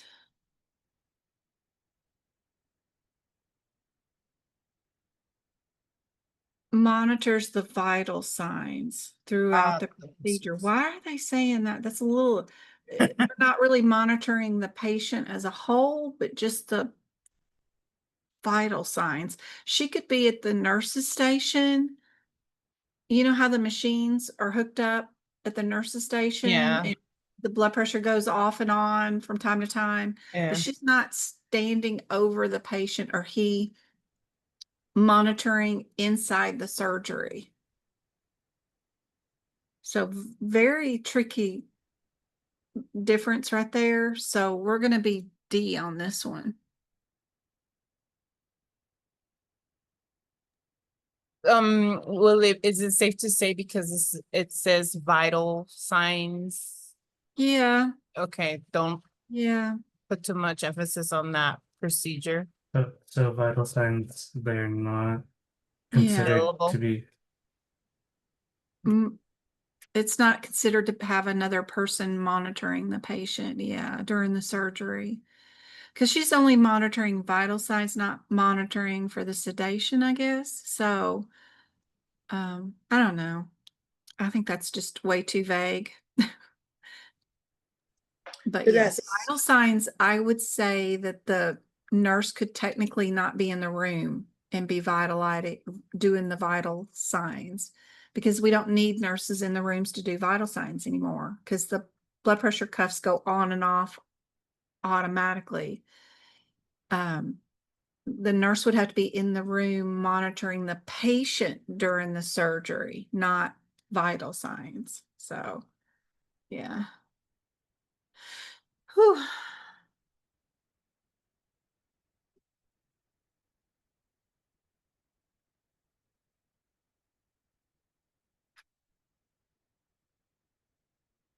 Yeah, I'll have the B. nope, No, I see it. nope. It says he performs the professional component. So you're going to need the 26. Uh-huh.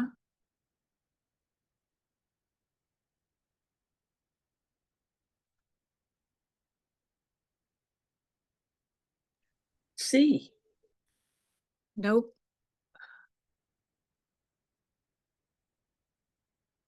We're doing this study on the right and ventricles, including the bundle of his and all that stuff. You remember this question earlier? We had it to where D was the answer because we only did the right atrial. This one does the full study. So if we're doing both sides of the heart for this study, you know your answer is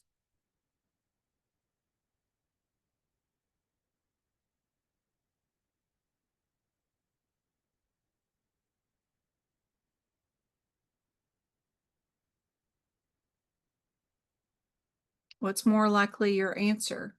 A. Yep. So this study does all the pacing, recording, the bundle of his, and all that stuff, and repositioning and all that stuff. But we have this question written twice. One of them has just the right atrial being monitored. And when that happens, we have to do all the codes individually, which it's D. But for this question, when they toss in the right and the left ventricle, we're going to be A because it includes all the elements all in one code.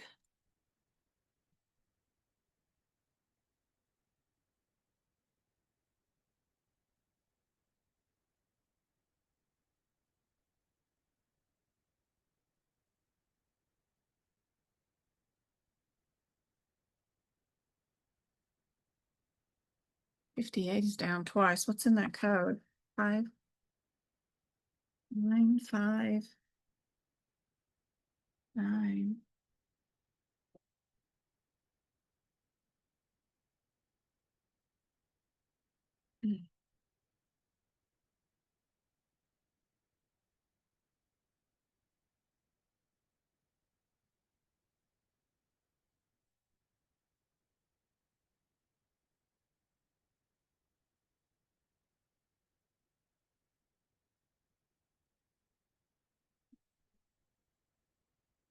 WADA activation test?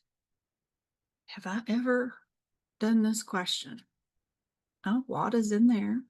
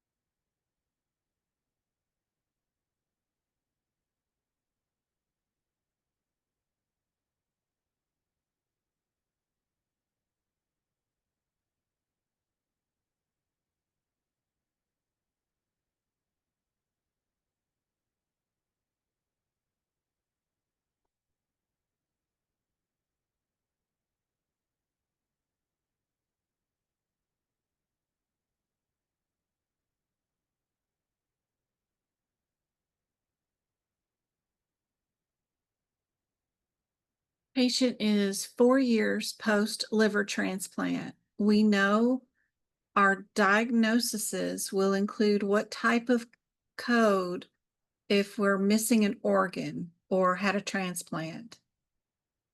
Because some of our answers, like A, only has one symptom listed, where B has 2 diagnosed codes, so does C, and so does D.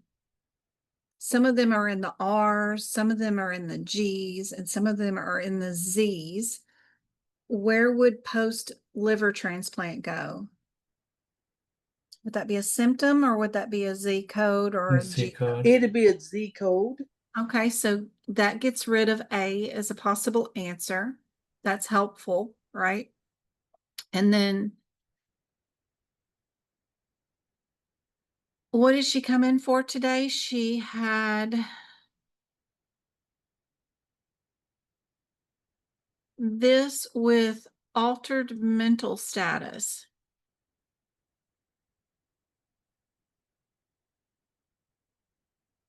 So where does this fall and where does this fall? Is that 1 diagnosed code, 2 diagnosed codes?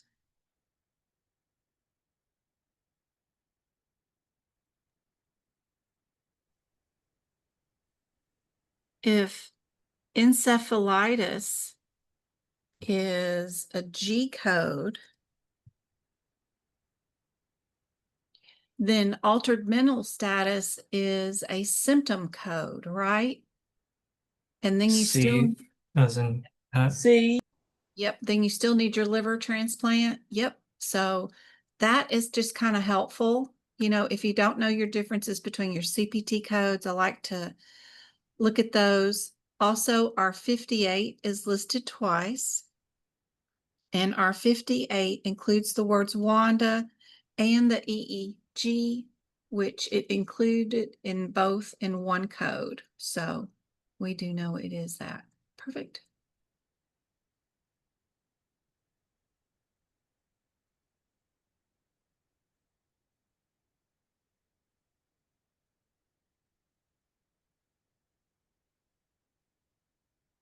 All S codes. Would we need a B code or a W code or a T code?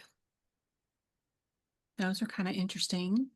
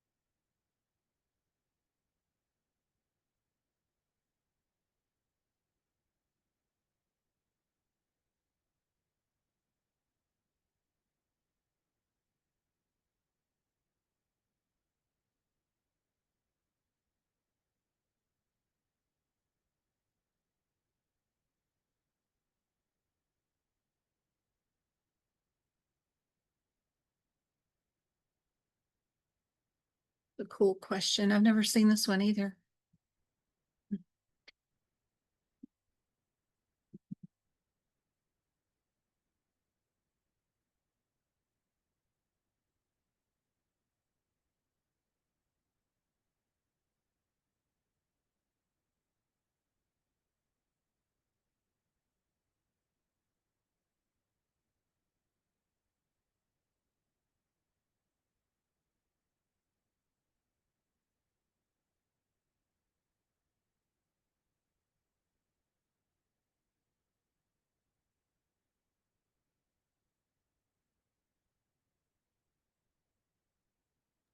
C is in cat.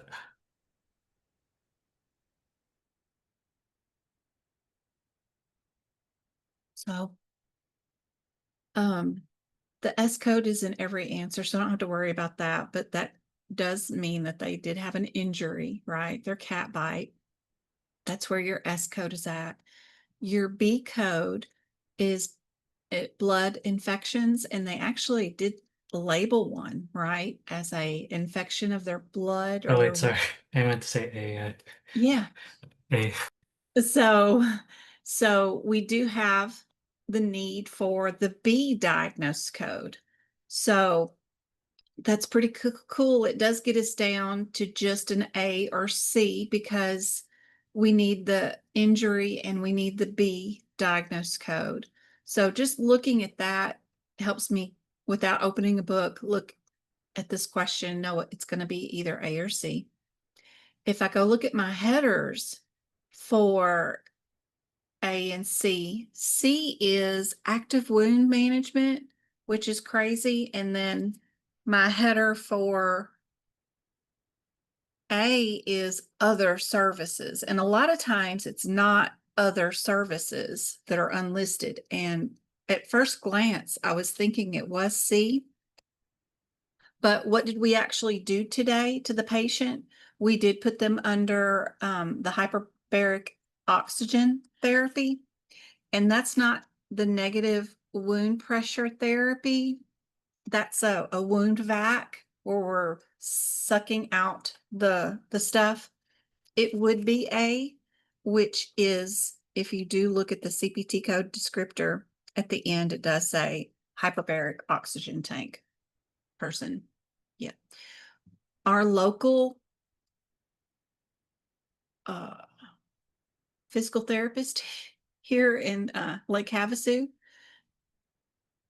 I don't know what he was doing, but I guess in the middle of the night or something right after clinic, he crawled into it himself last week or the week before. And he was doing a hyperbaric treatment on himself and it caught on fire. He ended up burning alive inside of it. They're real super sensitive. Oh my God.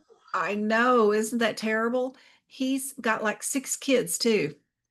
He they're, because it's full of oxygen, you can't even let static electricity in that room. You have to make sure that you don't have carpet or rubbing socks together. They're thinking somehow or another he sparked some sort of static electricity, but he was by himself.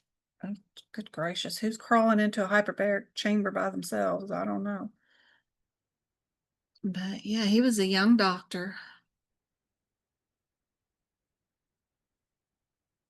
We lost our one and only hyperbaric chamber we had in this town.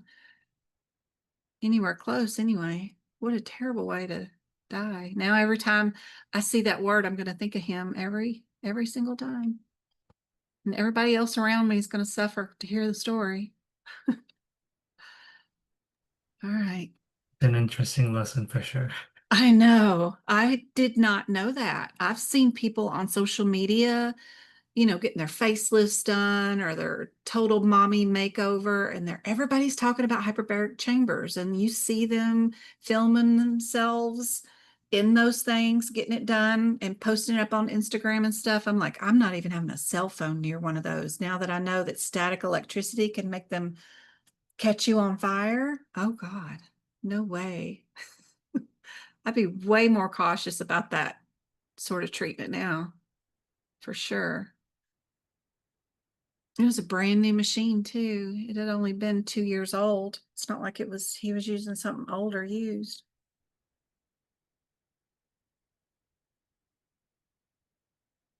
Life is full of lessons for sure. All right. I never would have thought these things could have. But anytime you put oxygen,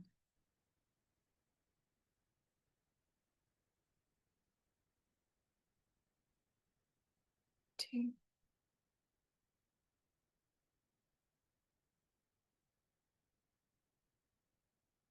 908, 39, and 40 on page 768 were on my exam for the instructor's license in January, which these codes remind me of what students tell me is on their exam also, about some sister dying and some psychotherapy and crisis needed for the sister. So I think that I got the same question that's currently on the certification exam now for CPC anyway, because a lot of people report that code anyway on the exam. So just so you know, 908.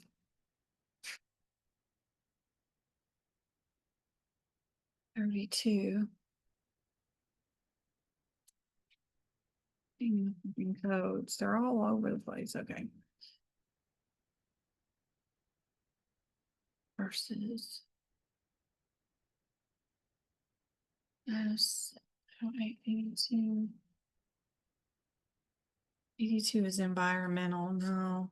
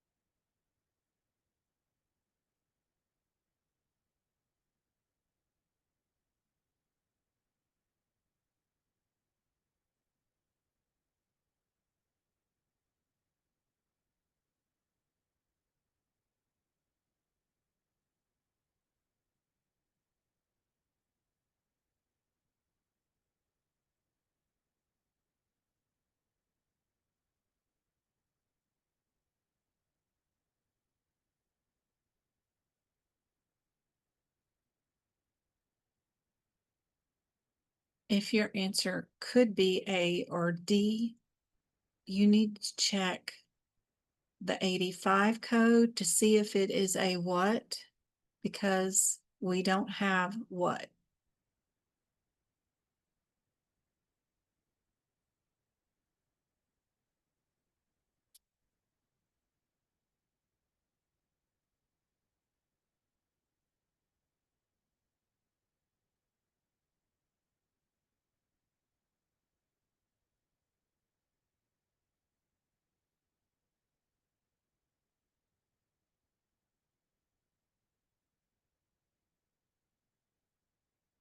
A and D have two procedures listed without modifiers. So if you go to the 90785 and look at that code, it does have the plus symbol in front of it. So that's helpful. It lets us know that it can be added to the 91 code or the 32 without a modifier. It's also a telemedicine code and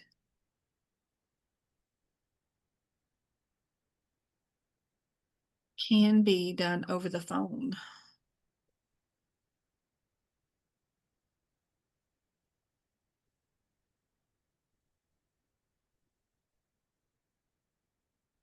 Now, how do you interact over the phone and see what a patient's doing interacting with them? I don't know, but I say you can. Okay. It is A. Good I job. agree. Perfect. A little slow on the draw, but I got it.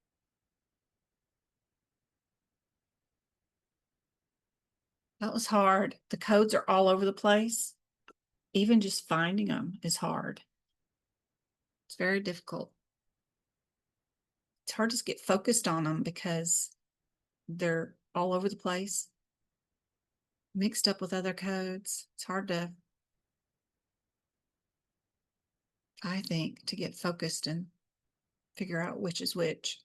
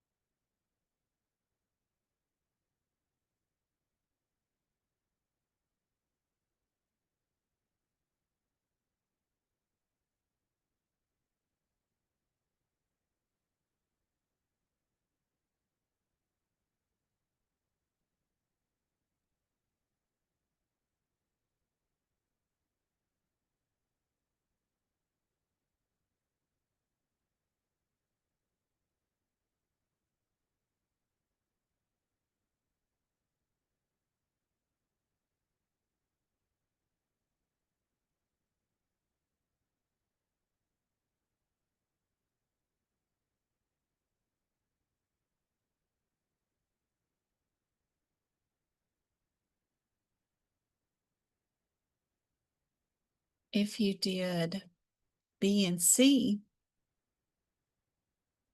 you've got two procedures together, even D, right?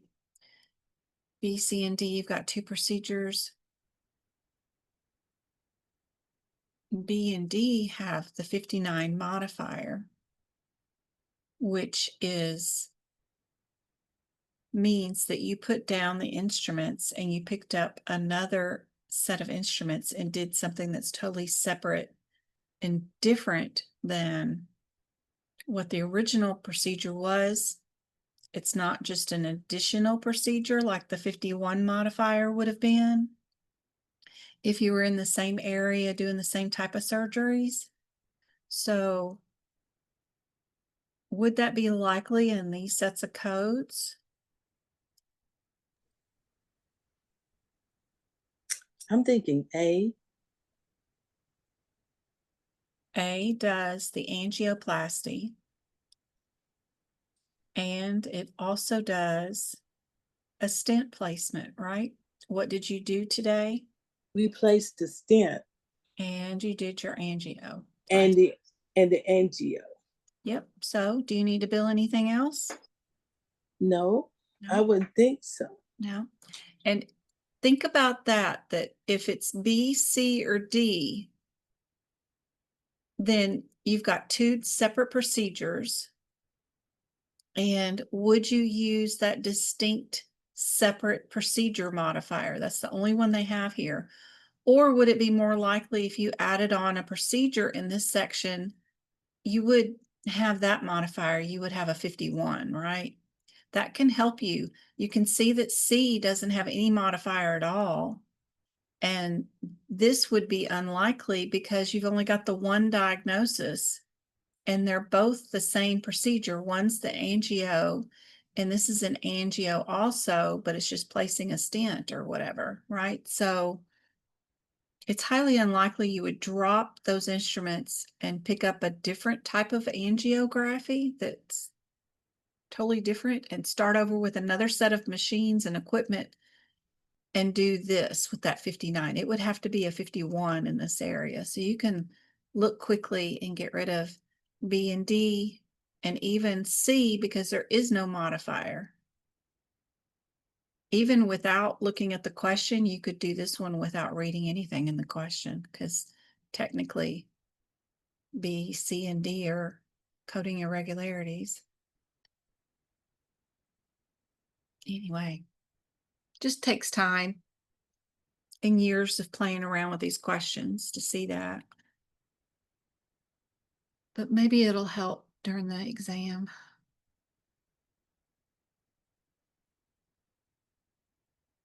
So are we a 45 or a 47?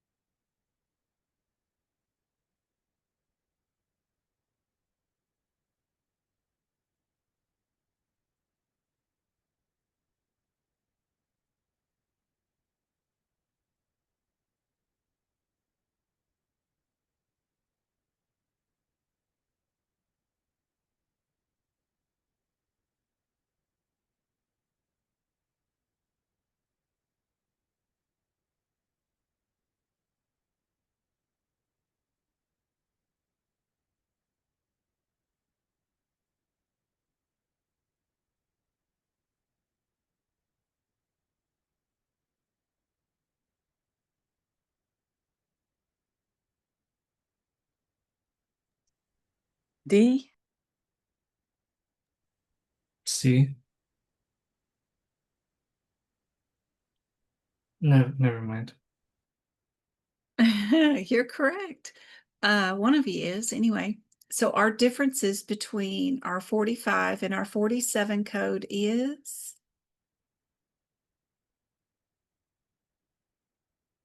45 is a single evaluation, where 47 is a repeat evaluation. Does it say anything about this patient having repeated evaluation? No, So you I know you're don't not a think 47, so you can get so. rid of B and D. So out of A and C, how many diagnosis codes would you have? And do you see any diagnosis code irregularities? If you have a patient who has stage 5 end-stage renal disease and they're put on dialysis, what's the only diagnosis code that you can have? End stage renal, it has to be at 18.6 in, right? Yeah. 18.5 and 18.6 are both in stage 5 renal disease. They're both stage 5. The difference is if your patient goes on dialysis, they change from the 5 to the 6. And you do not code the Z99.2 with the 0.5 because that is dialysis status. That code will never go with the 5. So A is a coding irregularity. You can only have the see. Z99 go with the 0.6 because that means that they're on dialysis. That's a status code for dialysis. But it seems weird. It seems like you really wouldn't need the Z99 code because the 0.6 includes the dialysis, but I don't write the rules. Anyway, C is the correct answer. Good job, Andrew. Thank you. I mean, I doubted myself. So Yeah, no, do I'm not I'm second not guess sure. yourself ever. Pick the answer and move on. Yes, yes, yes. No second guessing.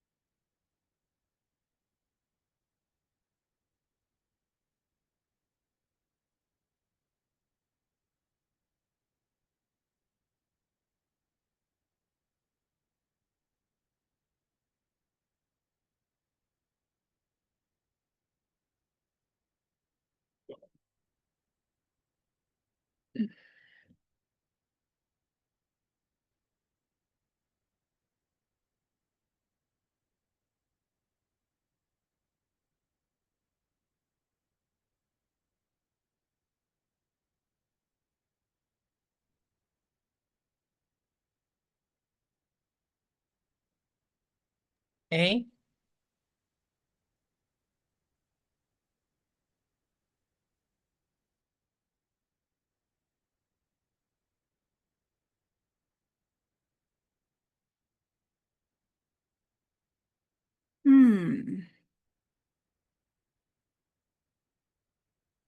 If we have a patient who we're actively doing CPR, they are no longer living.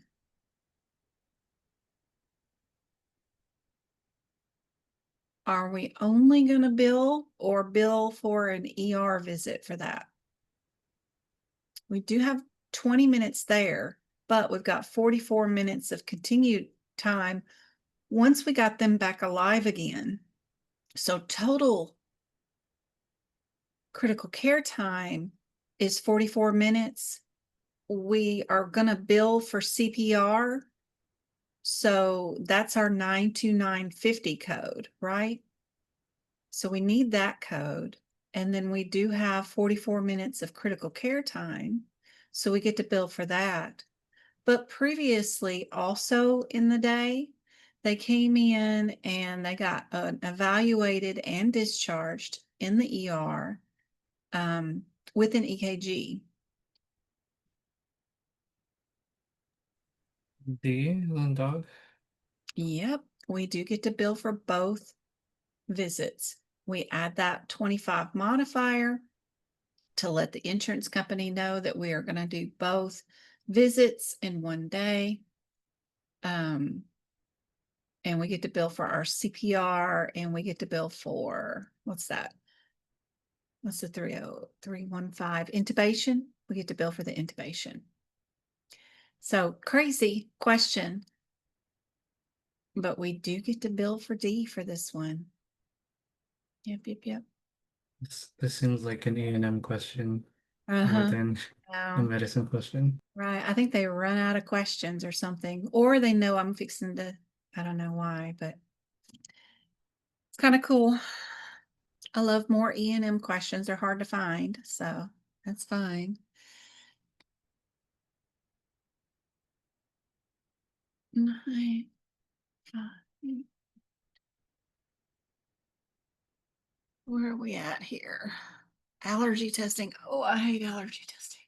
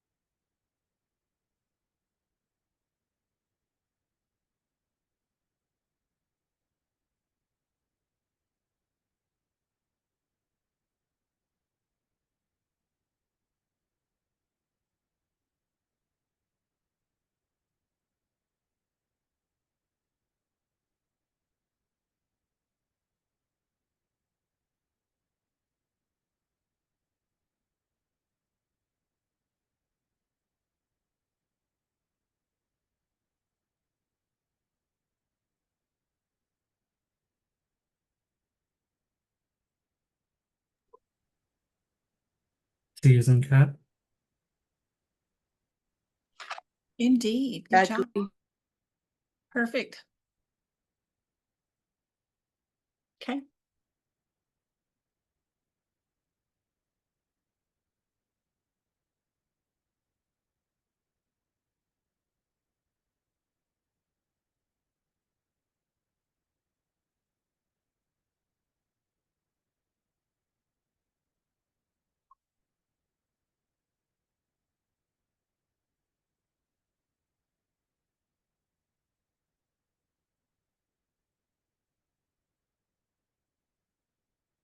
They all have the 26 modifier. Graphy was provided. Was that during a surgery? Yep. So you get to add the 26 modifier. So that's kind of handy dandy. That's just interesting. I like looking for the words in here that mean anything to match. See, Nope. no, did it not do a left and a right? It's not the combo? What are you reading? Let me see. Remember, once you're in a branch, it can go left and right. That doesn't mean you did anything bilaterally. Your branches go here, there, and hither. Left and right doesn't mean the same thing in cardiovascular studies as it does in other areas, but I'm not even at the codes yet, so I'm not sure what I'm even talking about, but let's go look. Let's see, 934. They just said they did a left heart cath. Right. Okay. So 53 does left and right. See, it's combined. You picked 58, which only does the left heart catheterization. If you look at its mama code, which is the 54 for the 58, it does not mention anything about being on the right. You probably picked the wrong code as mama for 58. I do that all the time too, because 54 is the one you should be looking at for 58. You probably looked at 53, but because 55, 56, 57, and 58 are all children codes underneath 54.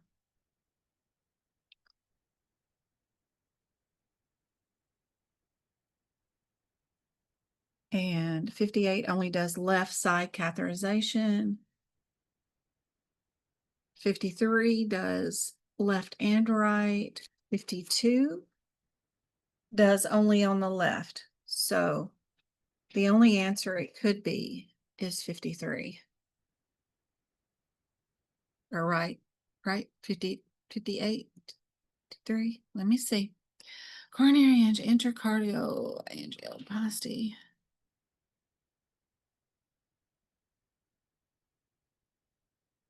Let's see, 30 minutes coronary unit.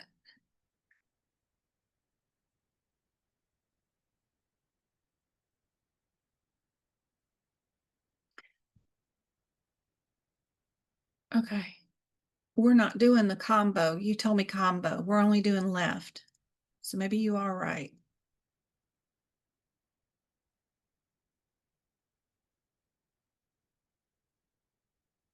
You told me we were doing left and right. Is that what you said? Or you were asking if we were doing left and right?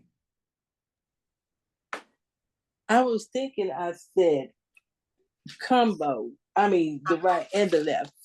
I believe I said that. But This question looks like it is just left. Yeah. So we know it's not going to be 53 53. So because that one's a combo one. So it might be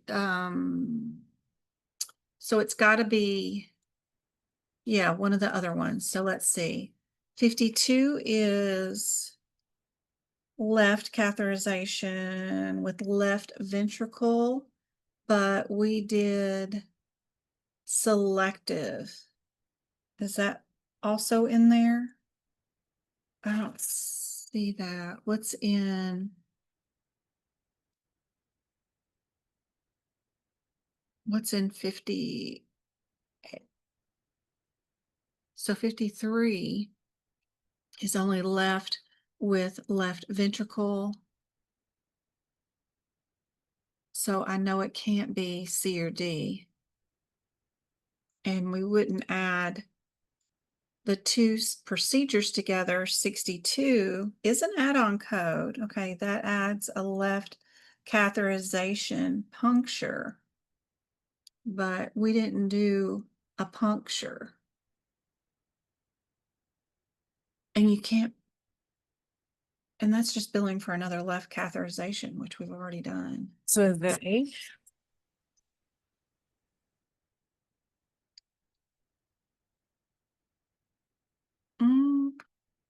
A only has this, okay, A only has this in it with this. Where is our that? If you look at 54, 54 is mama to our 58. 54 includes the selective coronary angiography, which is not inside our 52. 52 is just the left heart catheterization and the left ventricography, but 54 includes the angiography and the left heart catheterization, and then our left heart, yep, ventricography thingy, yeah. So yeah, it's a combo code, definitely, because everything all the way to the end of the CPT code of 54 is inside all of her children code. So they're just seeing if you know the difference between 52 that does not include the angiography and 54 that does include the angiography. So that's our key right there. Definitely got to be B. And I don't even remember now, Go-Kart, if you said it was B and I said no or what. I don't remember what it was, but I remember looking for 53 because it was combo. But once I got in here, I noticed we didn't do combo. We only did the left. Anyway, it is B is our answer. All right.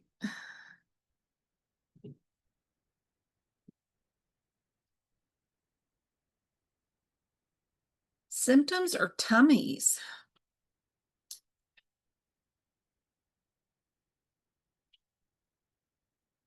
Or do we have tummies and symptoms?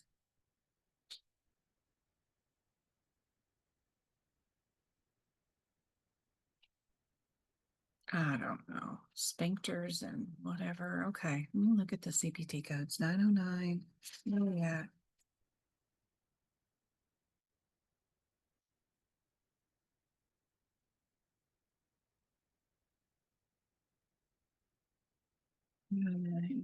Oh, 01.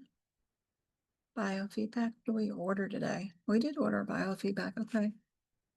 And then, well, versus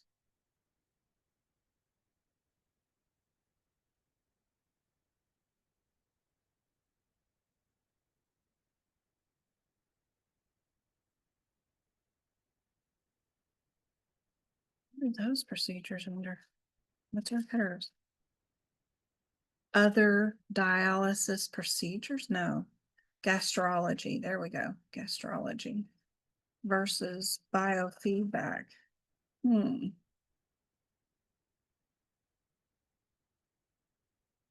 Those are unhelpful.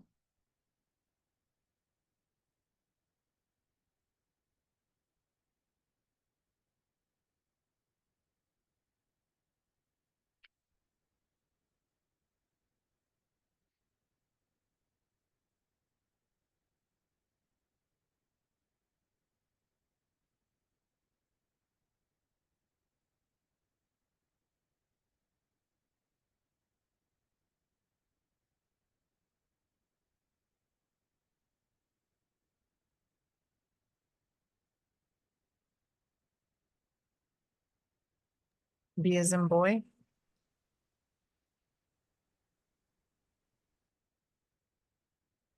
Uh,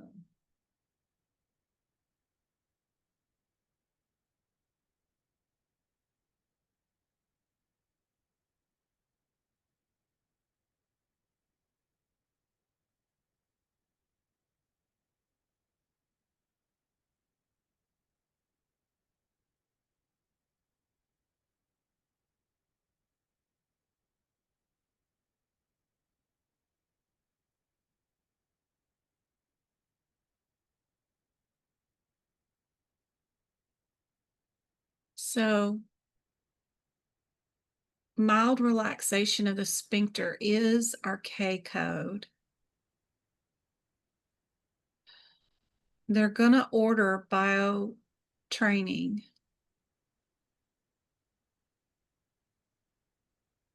The reason for today is for fecal incontinence, which is an R code.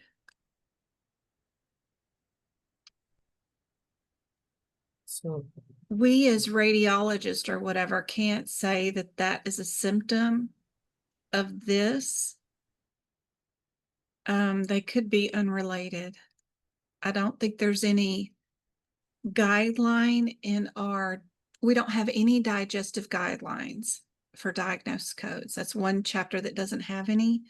Unlike, blood pressure and renal disease, where they tell us in a guideline that we're supposed to assume they're always related, hypertension and diabetes.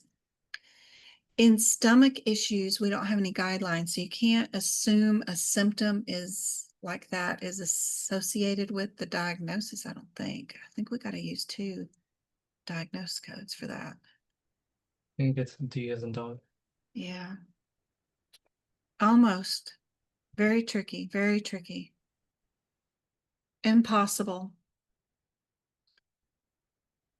to know that one really until you face it and get it wrong and then have to do it again. I don't know that I would even get it right. I think I would have picked B.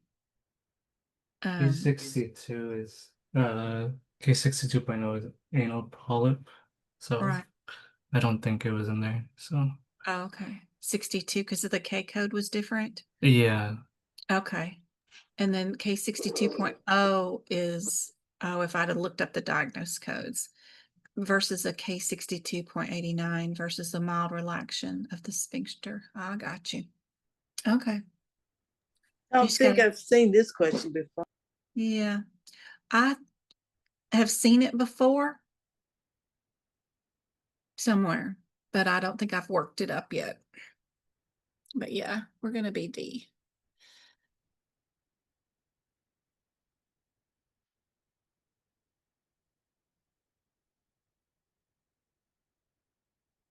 '86 or an '84? Which one are we?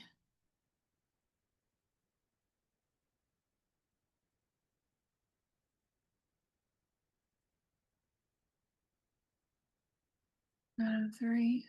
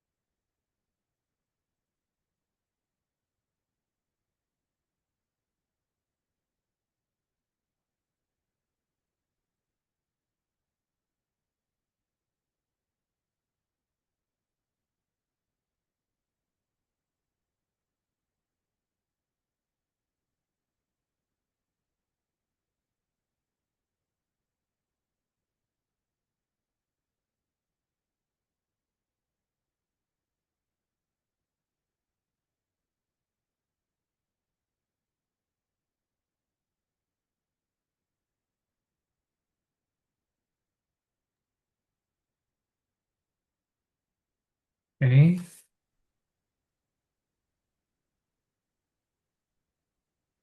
What's the difference between the 84 code and the 86 code? Intramuscular and intravenous. Perfect. Yep. So look at your question, and it was said it was an injection. Injection means not intravenous, right? So sure you're an 84, and then you just pick out your correct administration fee for that. And we are A. A lot of times in this area, it's the route of the injection medicine. Even some vaccines can be given in the nose. You can inhale them. They can be given subcutaneous. They can be given intramuscularly or during like a push. So Be sure to check your route into the body.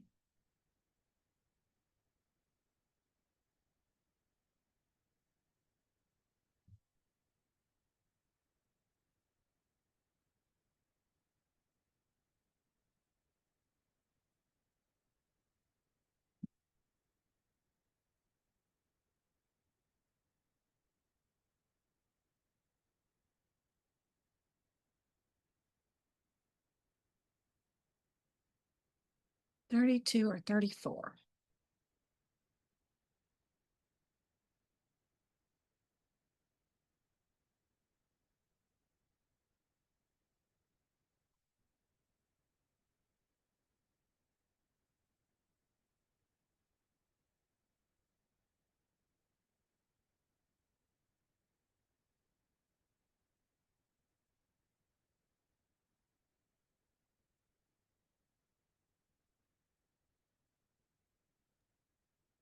B. Indeed. Individual and 45 minutes.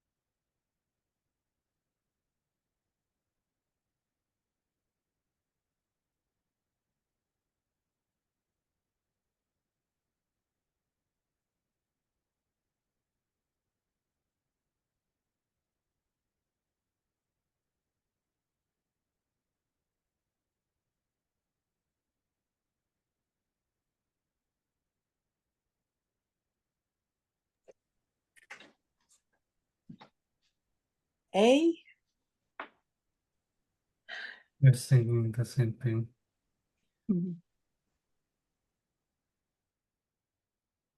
These are usually just like a little math problem. I always look to see how long did we do something here?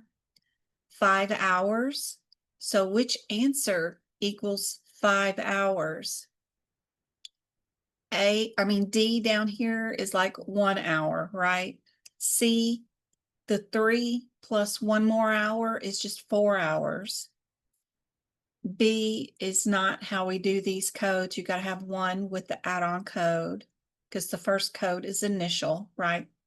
So A is the 1 hour plus the 4 hours add-on code, which is 5. So it's just kind of like a little mini math problem. Just add whatever answer equals that much time will be your answer.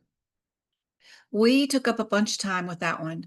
We only had 26 minutes left.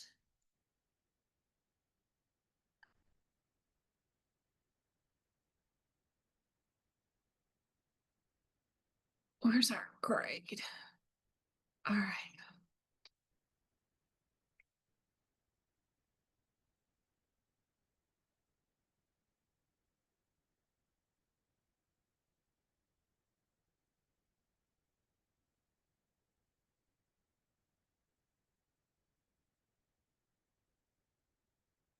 What did we get wrong here? Did they want our ketamine? Our first ketamine one? What was going on here? Did I pick the right answer? Who gave the ketamine? The provider gave the ketamine. Yeah, that one's just B then.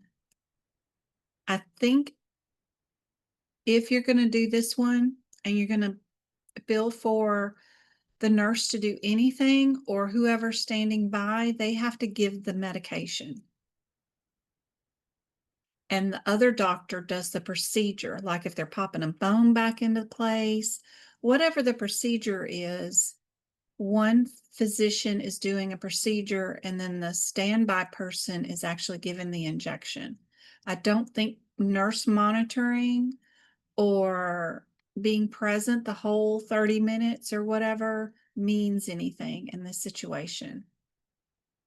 It will always be, no matter what, be unless the other person is actually giving the injection and the other person is doing the laceration repair or whatever else is going on. All right. So monitoring we can get rid of in our notes. So that's just not going to be part of it. They have to actually give the injection.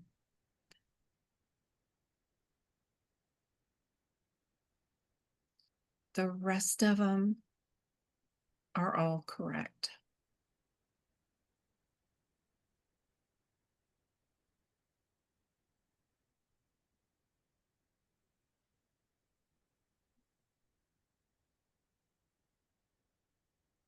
Those allergy injections, I didn't even go to those codes. Good job. All right. What do we So- got? Alarm going off for? Sorry. Yes. So, the I'm going back to them. But yes, keep going. Keep yeah, telling. yeah. Sorry. So like this like guideline for the sedation, like the independent trained observer, they have to be actually doing something, Let like me see. giving injections and stuff in order for it to be 99156 or 99155. Go back to my notes.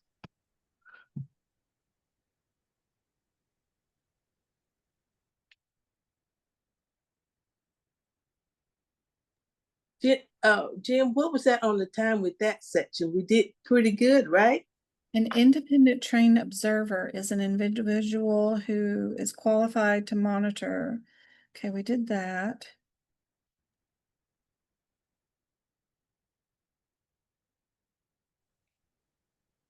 Is it because in this case, like they aren't considered, they're just considered the independent trained observer versus a qualified healthcare professional? The difference is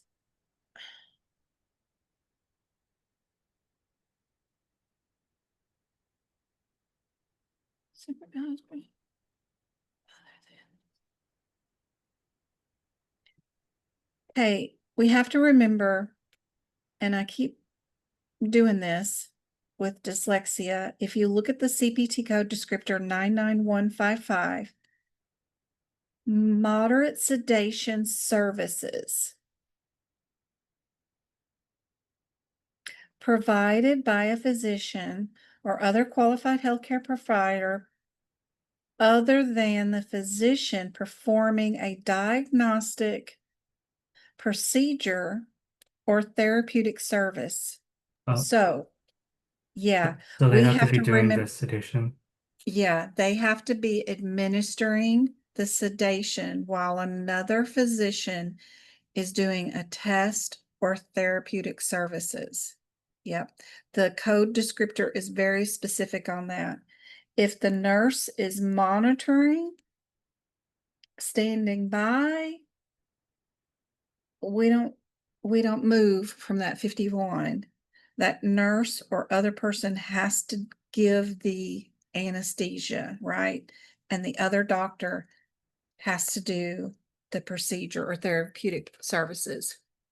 We have to remember what we're billing for. We're only billing for sedation services. So that's our key thing, is knowing who gave the shot.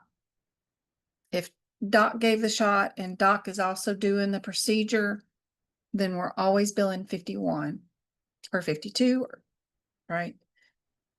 If we've got two people manhandling that patient, one's doing a procedure and one's doing a shot, then we can move on to 55. Monitoring doesn't have anything to do with it. So both questions were written the same way. And both answers should have been 51 or 52, depending on the patient's age, right? Sorry, Go-Kart, I did not hear your question because I can only do one thing at a time because I'm so old. What was your question? I apologize. I should have just waited. I had, and I apologize, Andrew and Jen and It's okay. Twinkle. I do It's the same okay. thing, It's okay.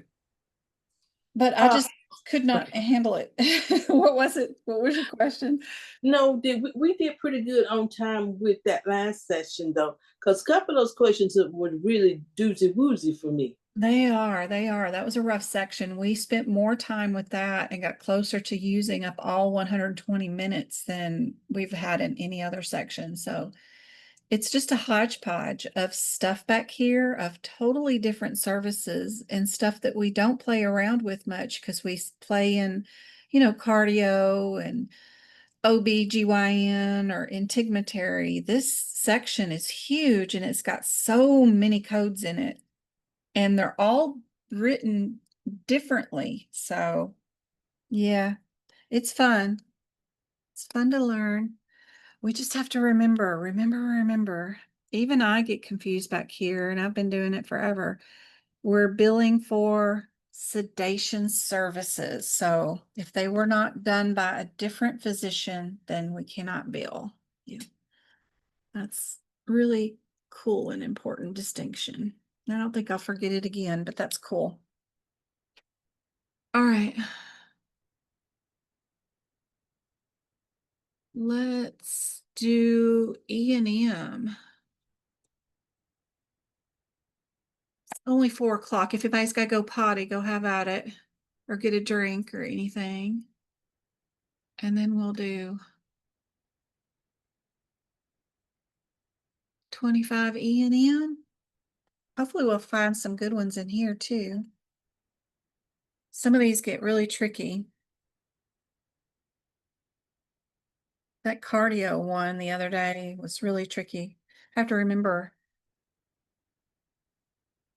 Sometimes AAPC is not thinking about different specialties, but then sometimes they are, but they will specify it in the question that they're asking if they're worried about it. And I like to hunt for it and assume for it because I think they're trying to trick me, but most of the time it's better to not assume in these questions to see that they're asking about it in the E&M section. I usually do not do the process of elimination in this section. Definitely need to know your category headers. What category is the patient? Which is the status, which means not technically their physical status, because they could be in the ER, but we're doing critical care services on them, or they could be in the ER, but we're under observation. What's the physician consider their status? They could be admitted, but down in the ER just because there's no beds, that kind of thing.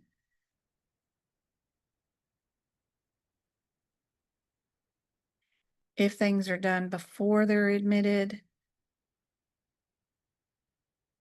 then it's usually coded as a subsequent hospital visit, which is crazy. They got a lot of wild rules in this section, and the rules are scattered in the section. They're not all in one location. Like, you wouldn't find that guideline under subsequent hospital visit. It's under admit visit. I wish it was either written in both locations or written all in one area. But anyway, everybody's ready. We'll get started. Totally up to y'all. I'm ready. All righty. B as in bar. Modifier. Court order. Yes, it is. Easy peasy. Definitely have 2 easy ones, 2 moderate, and then 2 difficult ones on the exam.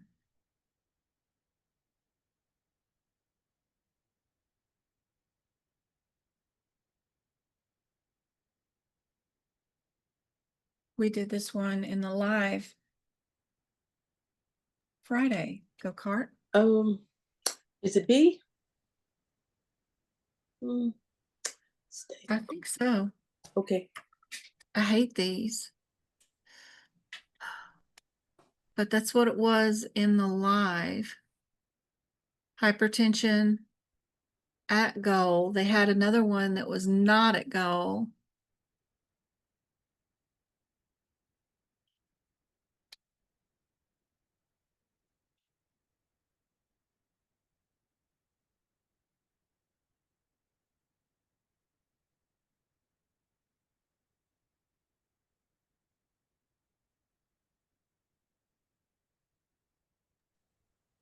A.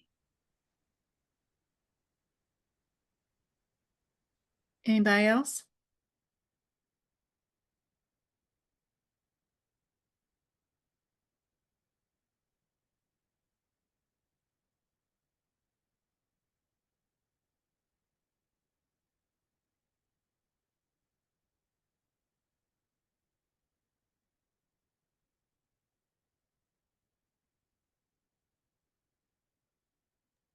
B as in boy. Covering on-call services is just like seeing your established physician. It will always be A. It doesn't matter whether you've seen the patient or not. If you're seeing them for the same reason that they're already established for, which means you're the same specialty as that original provider is, then it's still established. You would have to be seeing the patient for the first time for a new condition that that other physician has never seen them for, like a cardiac event, but that other physician's been seeing them for gastritis, something that's a different subspecialty. But if one doctor is just covering for another doctor, they're still established. Crazy rule to wrap your head around, for sure.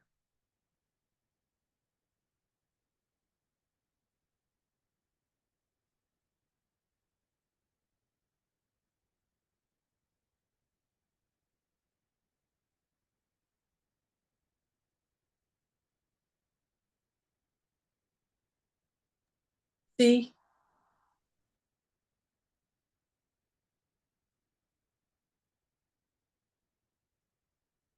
Anyone else?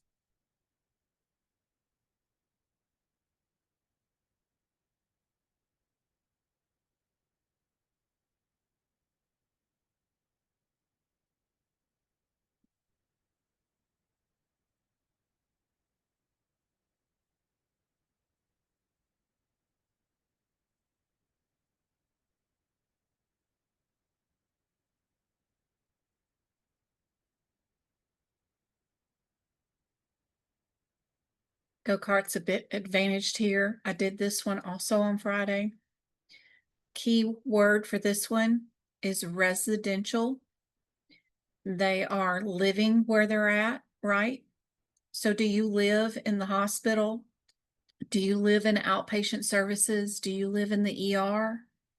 Where do you live? Yeah.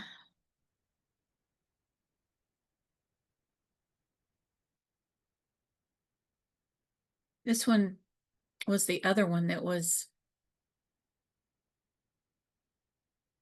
not at goal, but no symptoms. I don't know. This one looks maybe a little differently. Not sure if I did this one Friday or not.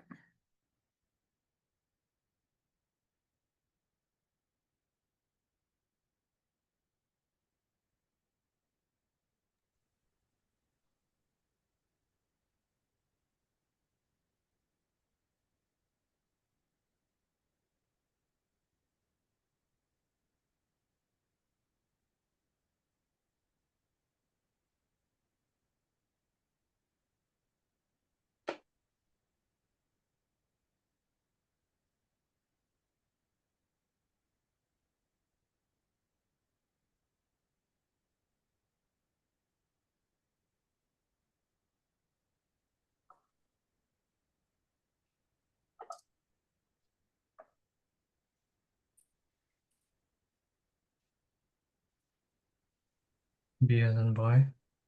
Correct. They still consider, even though there's no symptoms being exhibited, that hypertension not at goal yet with current treatment is still a progression or side effect. And it is considered with exasperation is the main point, is that it's still exasperated even with treatment. So it's still chronic with exasperation when it's not at goal yet. Mrs. Smith.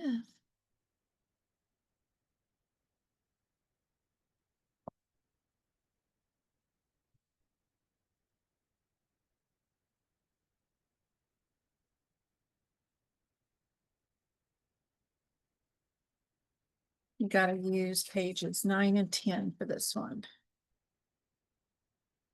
I guess just 10 really, but.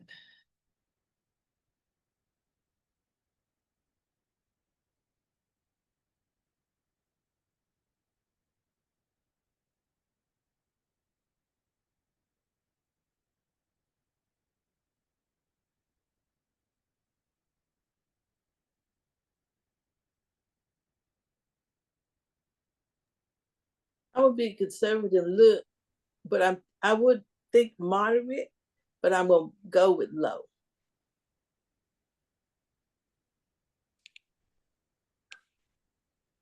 C as in cat.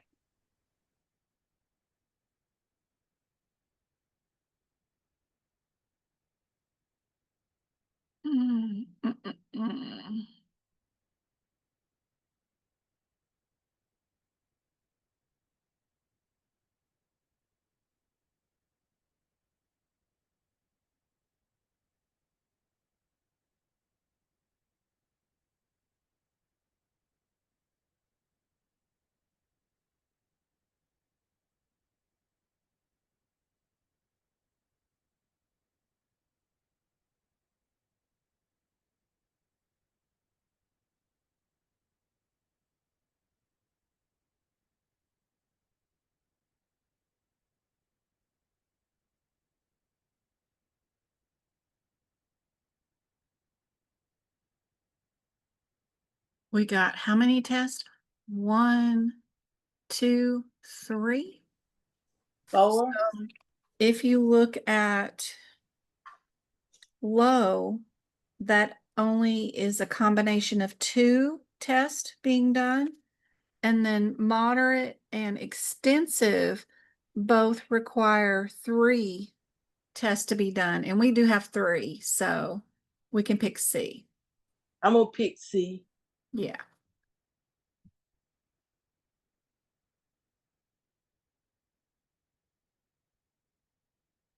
Travis, you're too loud. No, I am busy. I'm teaching a class. Tell him to be quiet. He doesn't need to scream at you. You're leave or go outside. I got donuts. Somebody brought me donuts.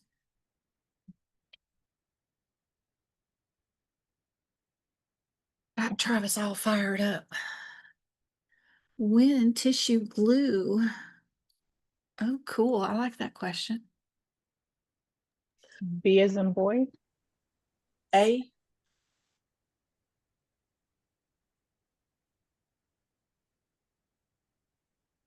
A.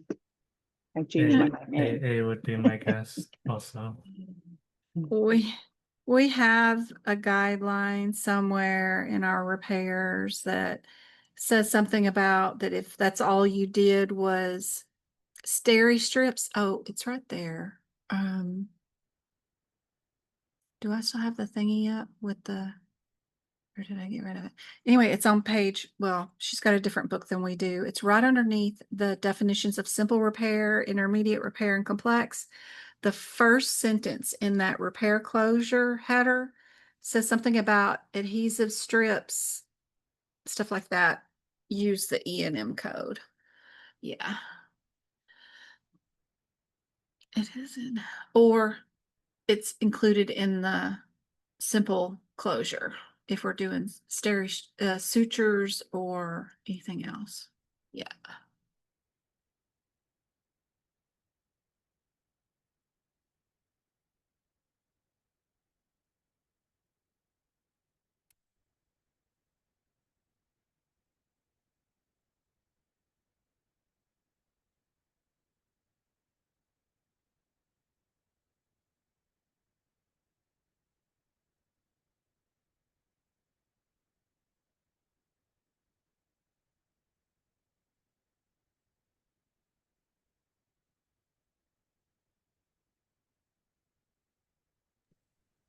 D as in David.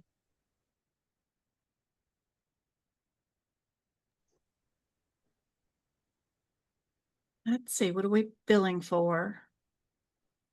A new patient. Good. Will be C or D. And then Yeah, I agree.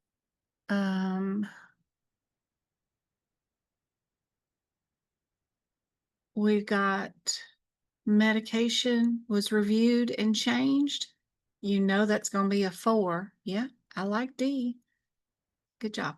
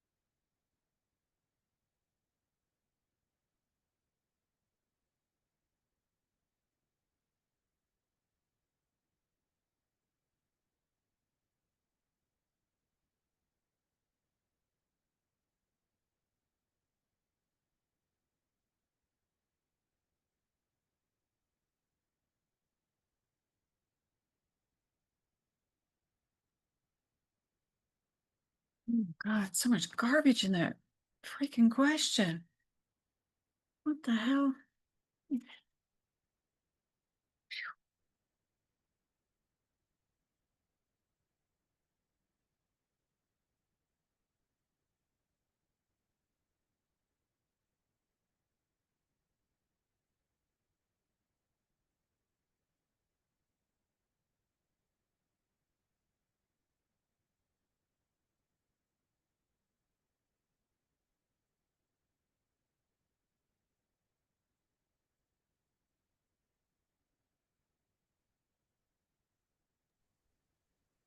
C as in cat.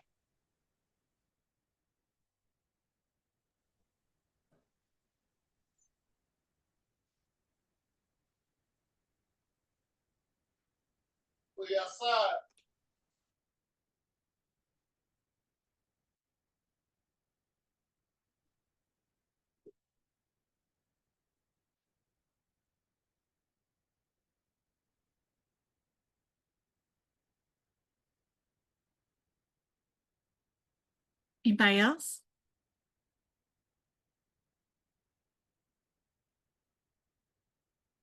Can you find the codes even in the E&M section? Sometimes they're all over.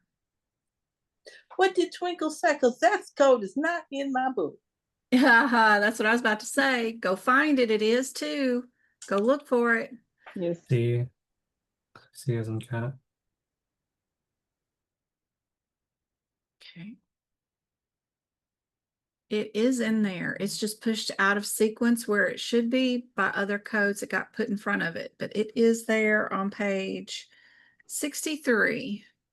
If you've not done those questions with some of these other codes in the back, it's important to play around with them because they are impossible to find if you have not played around with them. But yes, this is C.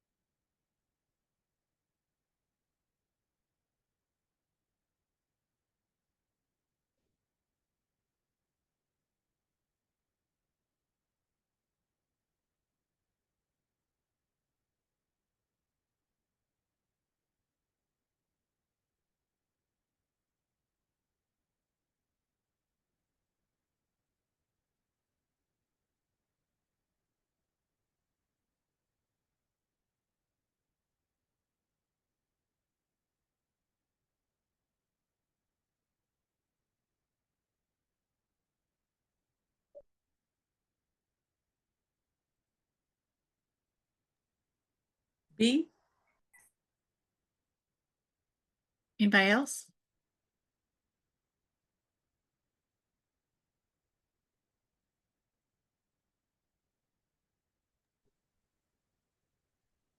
Yeah, that's my answer to B as in boy. Yep. You have to meet or exceed a time limit to be able to bill a level visit. And if you're a half a second less than the time required, you cannot bill it. So, yep, we will be B. Good job.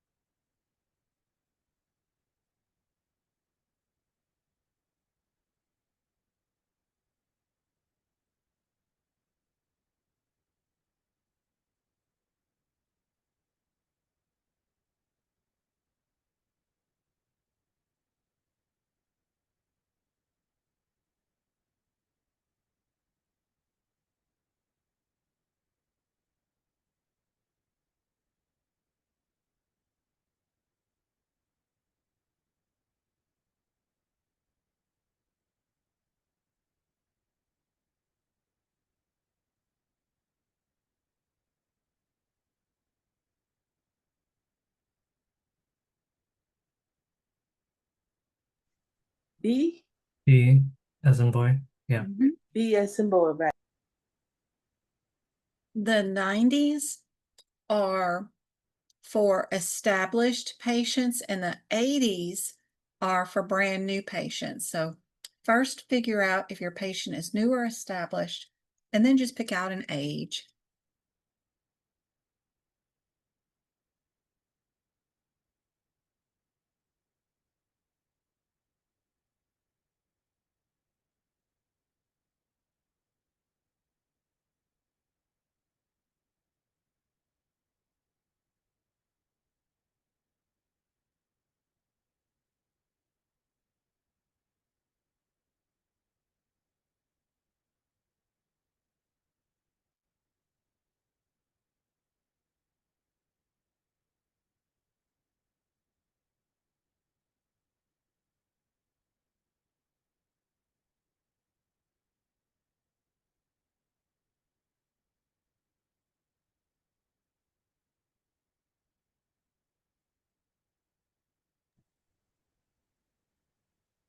B as in boy.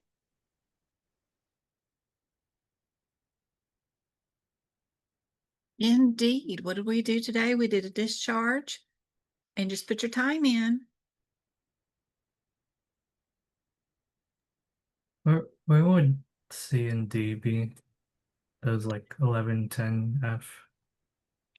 What are you looking for? Where would those codes be? The 11, 10, F, 11, 11, F. They are in your category 2 codes section, two. which is past the E&M section or the medicine section. Yeah. And the interesting thing about those codes too is sometimes the numbers repeat themselves too. So if you can't find them, like, oh, well, let me get this camera thing going over here.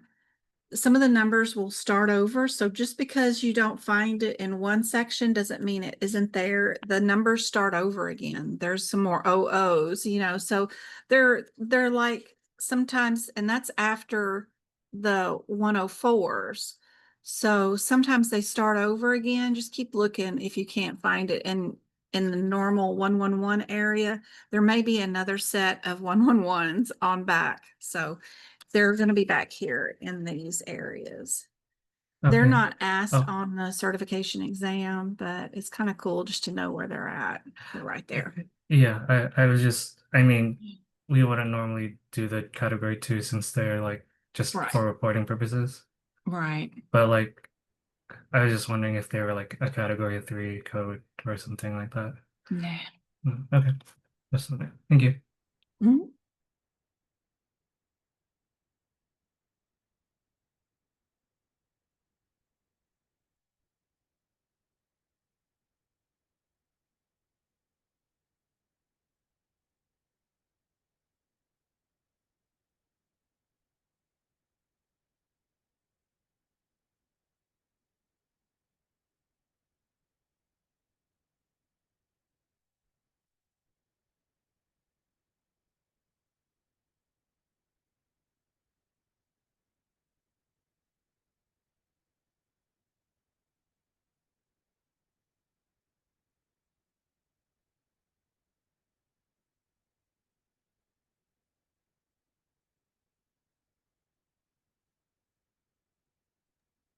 C is in cat.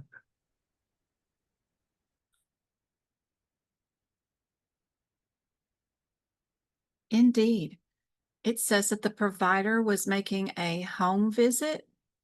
So you know you're not billing a regular office visit. And you just need to know, just like in the front of the book, is the patient new or established? The patient has been homebound for a year. He's been seeing the provider 4 months ago, so you know they're established. And 48 is correct. You able to find those codes, Go-Kart? Those are on page 33. Oh, yes, yes, ma'am. I just Okay. put, when you said home care, I just wrote homebound, kind of making Yeah. notes. Yeah. Yeah. They could be on a cruise ship. It don't matter, whatever's calling home, at a campground, whatever. Where they live is their home.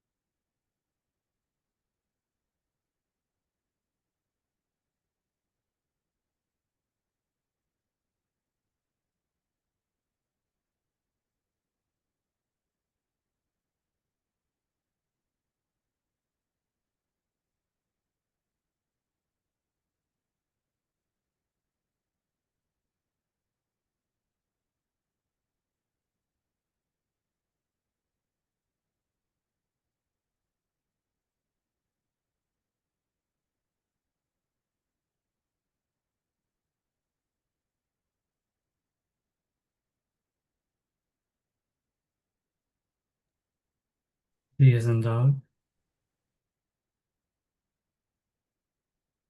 Indeed. We are actually a consult, which is crazy. Never happens on the exam, but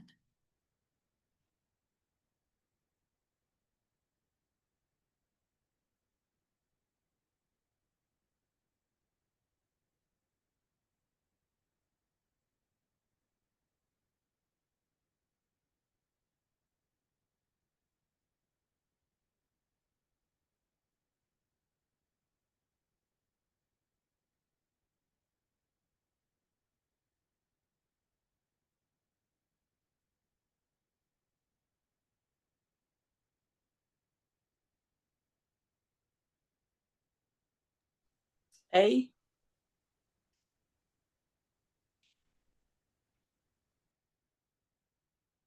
55 minutes.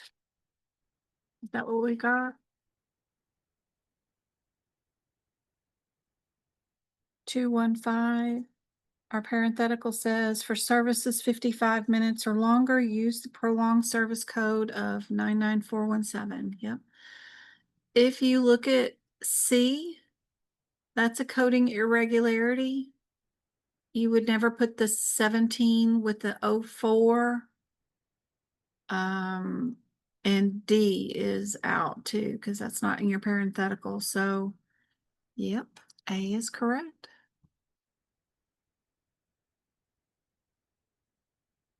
Mr. Flintstone.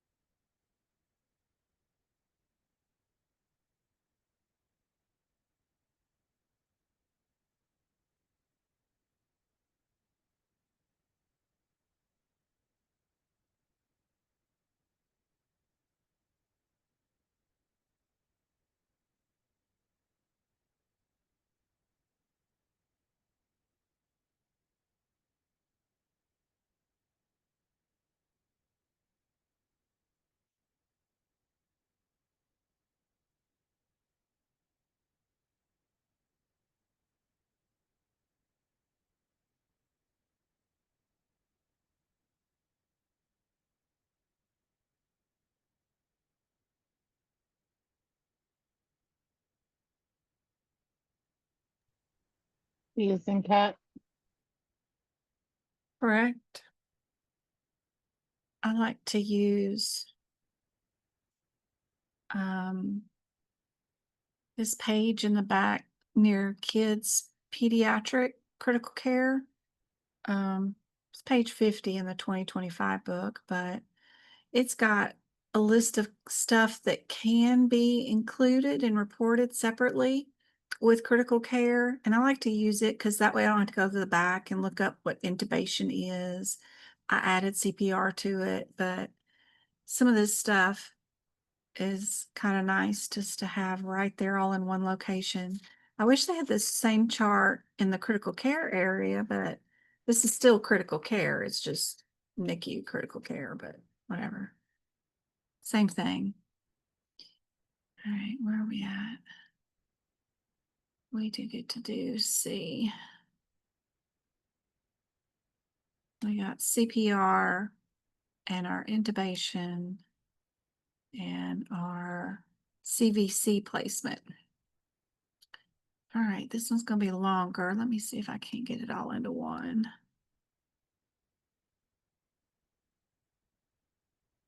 There we go.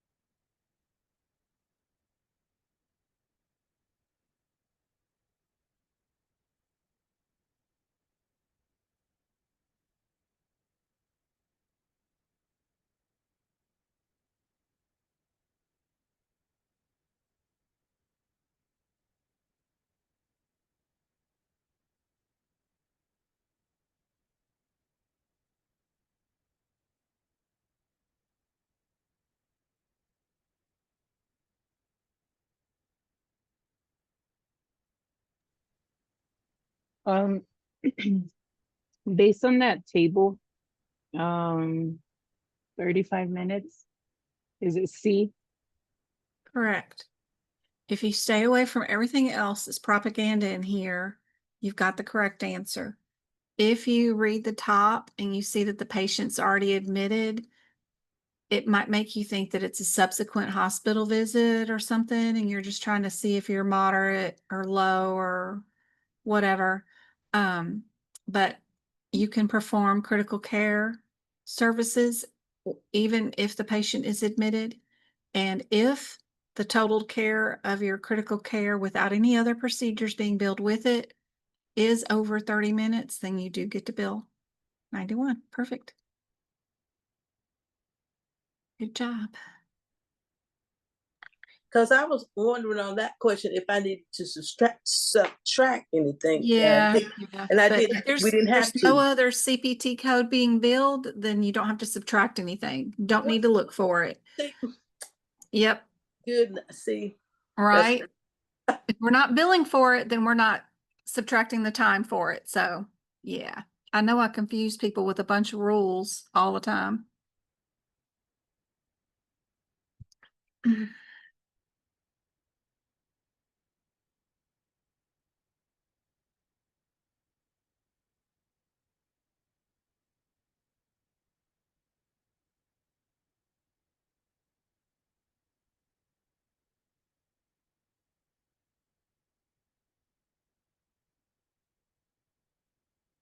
Go-kart, I know you've seen this one, so I'm gonna leave you out of this one. Let Andrew or Yes, ma'am. Twinkle see if they can get this one. All right. Say less. I got you. I know I've showed you this a dozen times. Yes, ma'am. Good one, good one.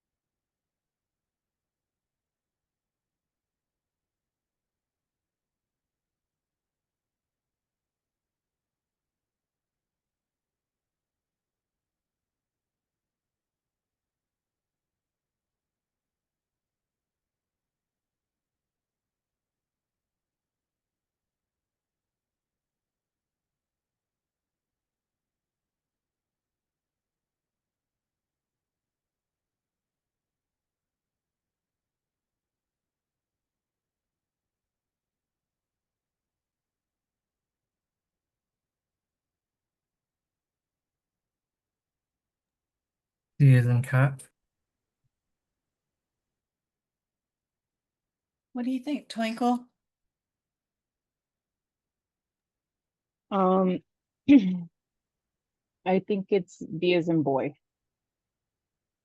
Because the 99212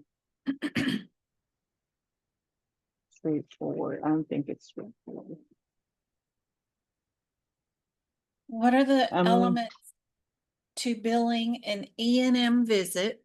You have to do an examination on the patient, a history on the patient, and do an MDM on the patient. If we're going to bill C, then whatever history and examination that is not in our wellness exam has to be added on top of and done specific to bill for a separate office visit. So for this example, most babies have diaper rash, right?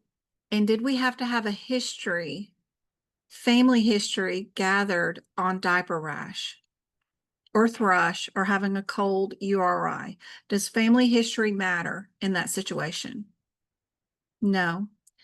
If a patient found or a provider found a heart murmur during that office visit, that means that the physician has to stop their wellness exam, right?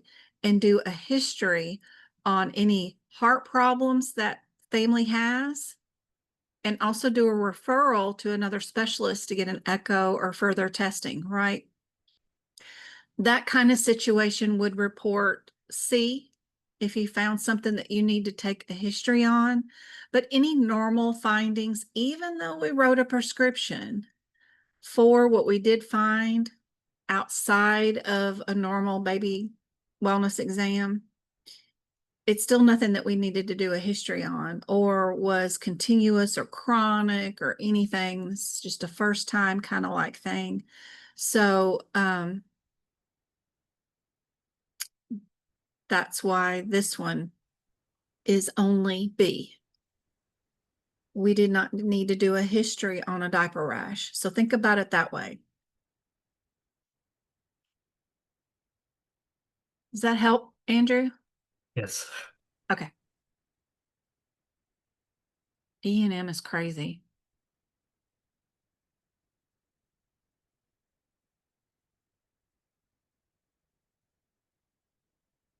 also that modifier, right? That modifier was incorrect. It was correct. Oh, it was. Yeah. I noticed in our other question, they added it to both codes. The 25 was added to both. I don't see AAPC doing that very often. I usually see it only on the second code. I don't know why it was on both codes on the previous question when we did have 2 office visits. So that's kind of interesting. I got to go do some more research on that one to see what's going on. But usually it's on the second code to say, hey, we did actually have a separate identifiable visit. And that's why we added the second code. but it was on the first code on the previous one. So normally that is the correct answer. One modifier on the second code, but maybe it is on both. Maybe we need the 25 on both codes, but I don't know. I had to do, they changed their ways, and every way that we do in California or anything that we've ever done claims on in my history of medicine has always been different than what AAPC wants their answers. So, you know, each health plan will want it differently. It's a nightmare out there in the real world, but at least you'll get some policies and procedures, and you'll be able to get told how to do it in your practice. With the AAPC exam, we're running without policies and procedures, so I just have their questions to go off of.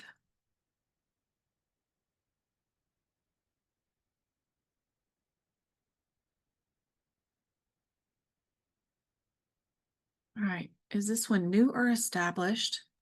That's our first thing to deal with. Returning to establish. All A. right. A. And if you don't know, I thought it was like a default to code establish if it didn't really say. Correct. So that's the only one that, so A, yeah. Yep. Correct. If they do not tell you that the patient is new, you cannot assume they are new and bill the more expensive code. You have to bill an established visit. Correct. Mr. Yates. I know you've seen this one too.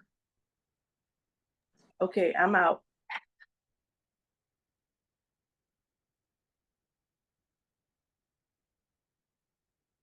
The yacht man, I know I've talked to you about being on the boat.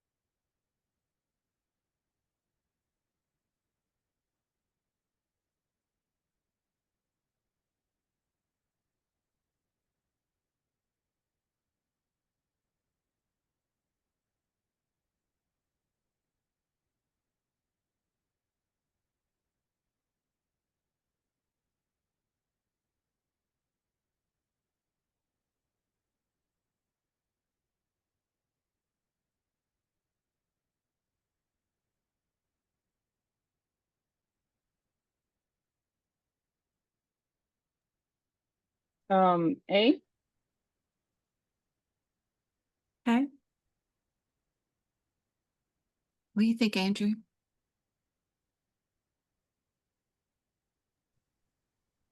I think also A. Okay.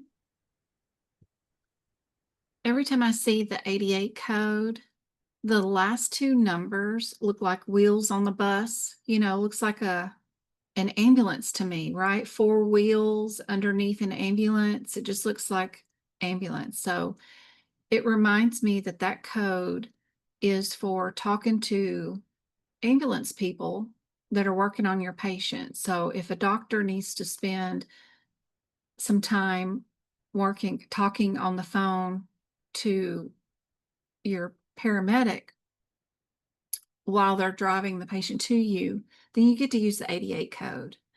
And then I also know that our 92950 is for CPR. So I noticed that we have the communication between EMS and we do have the CPR in our question right away. That was the first things that I noticed. And then I look at my available answers and look for one that would be billing both of those, the CPR and the 88 bus, right? And the only one that it does do CPR and the bus without having to worry about anything else is A. Critical care was an hour long, but you had to do a lot of soul searching for that. It ended up being and performing CPR, which means they did CPR for 15 minutes, which you take that 15 minutes off the time of total critical care, which is 45 minutes. And critical care can be billed for the one code 91 for 30 minutes up to an hour and 14 minutes. This was just 45 minutes of critical care time. So we did get to bill the 91, but you had to do some soul searching for that. The easiest one was noticing that we needed the little bus code and the CPR code. And there was only one answer with both of those in it. So, I don't know.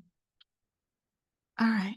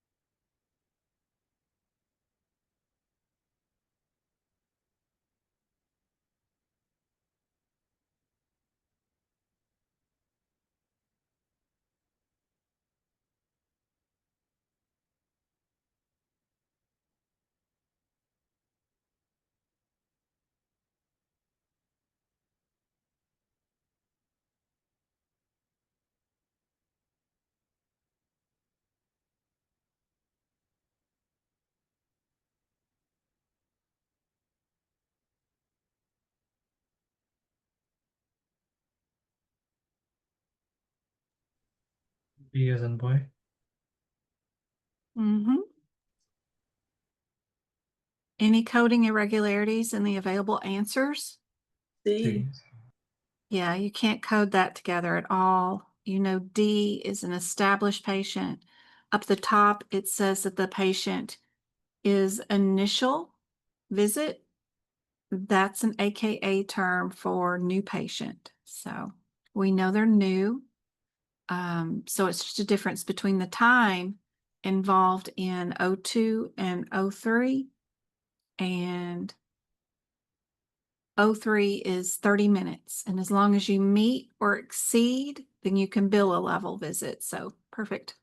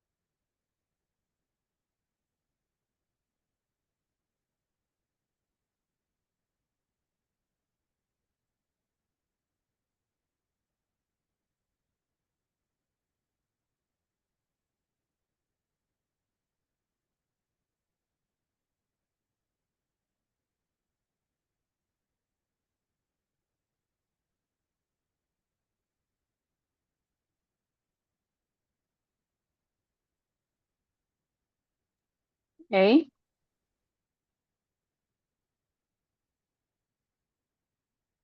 What is your element problem list? Is it straightforward, low, moderate, or high? What's your problem list for this? Just curious. You're correct. I'm just curious. For the number and complexity of the problems addressed today in the encounter, what kind of element Moderate. level did you pick? You picked it because Moderate. why is it moderate? Is it a chronic illness or a stable illness? Which one did you pick?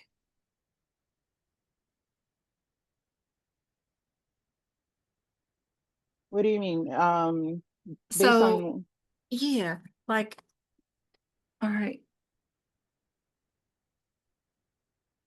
So in our little charty thingy that we got here, if you're going to pick moderate, right, it says you have to have a chronic illness with exasperation or 2 stable chronic illnesses, 1 undiagnosed new problem, or 1 acute illness with symptoms, or an acute complicated injury. Where would you put today's visit? Which one of these is where your today's visit patient is at for WPW, whatever her sister had it. So what did she come in for today? severe dizziness. Room spinning. And the doctor suspects that she has that syndrome.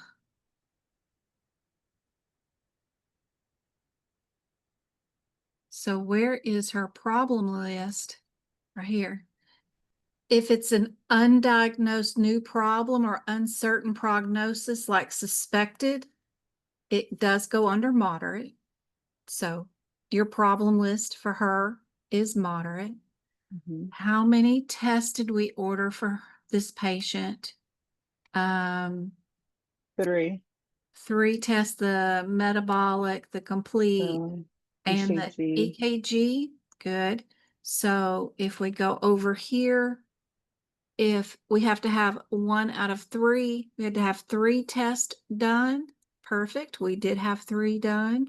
So those 2 are both moderate, which is great. That is enough to be able to bill moderate overall for our MDM because they have to have 2 of the 3 elements to match. But just curious, what do you guys think is her risk level for today's visit based off of ordering those labs and telling the patient to take this medicine over the counter?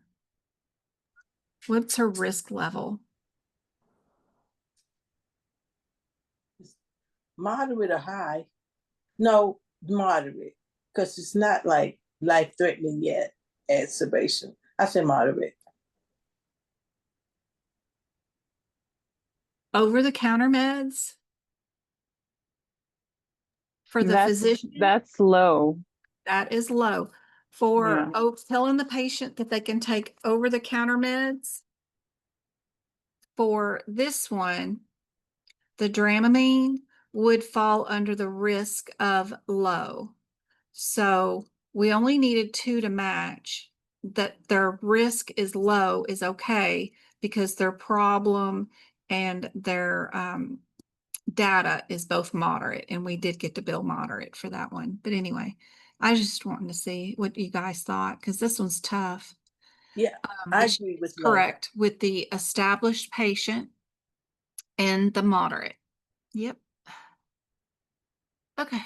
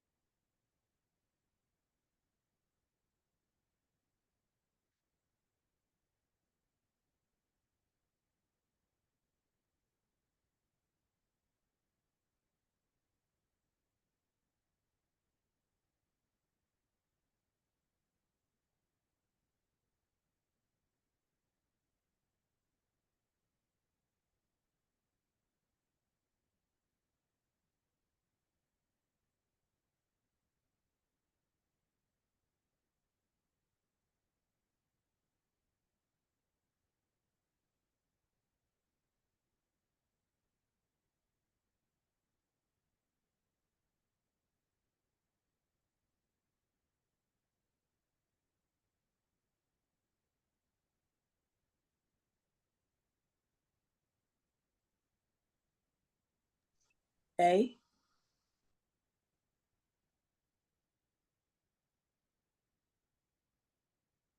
Anybody else? I agree.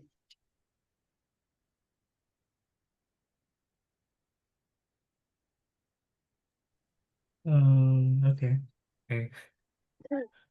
The criteria to be in observations, anything over 8 hours on the same day that they were admitted and discharged, as long as the same day. Cool. And then it's just how much time or whatever we spent with them, or their MDM. Perfect.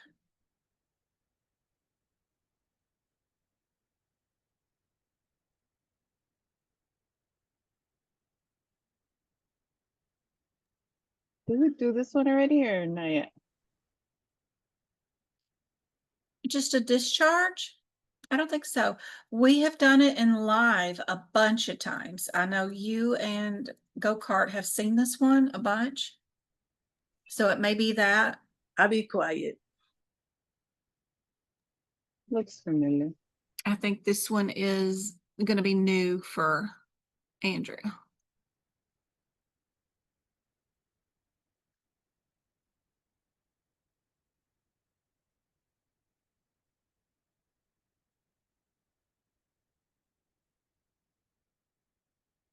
Yeah, I think you've corrected me on this one too, by the way, Twinkle.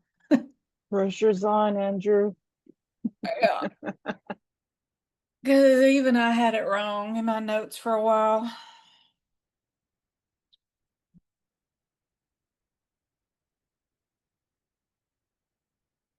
That's why you remember it.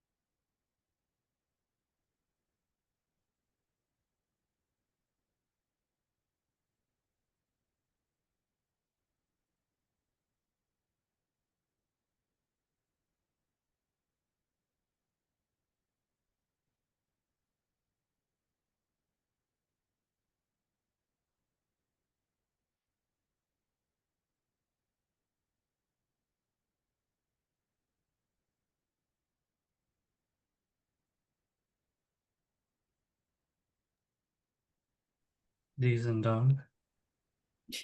Yeah. I had at one point, there's so many different ways to do time in the CPT book.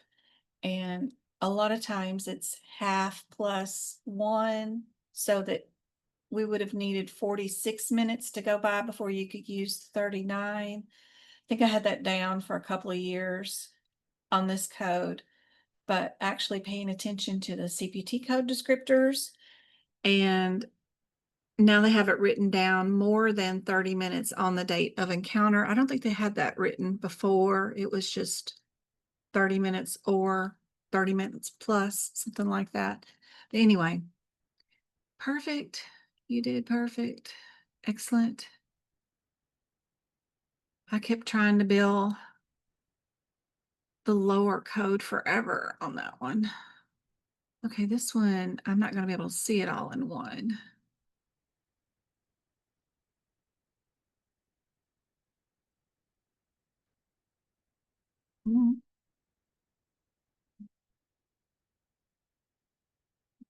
Nope, I need it to go.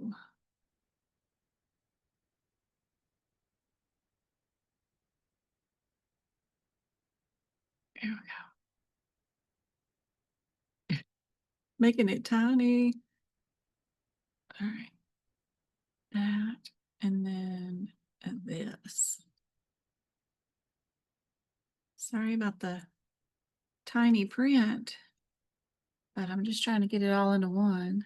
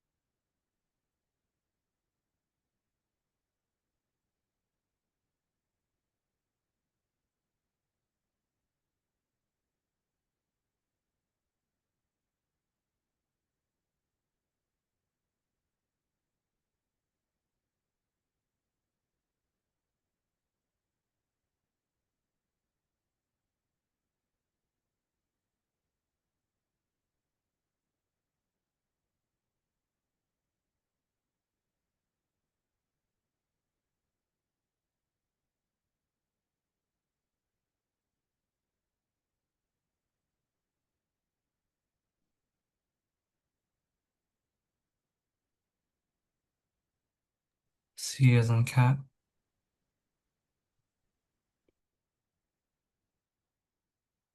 Indeed. Good job.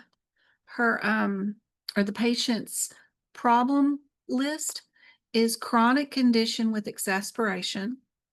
There is no data.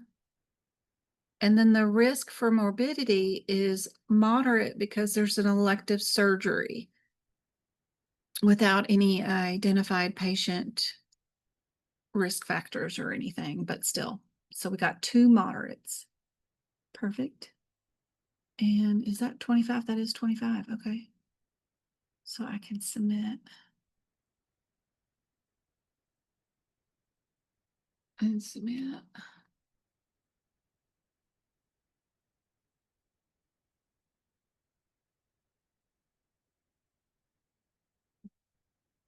Let me raise this so we can read it.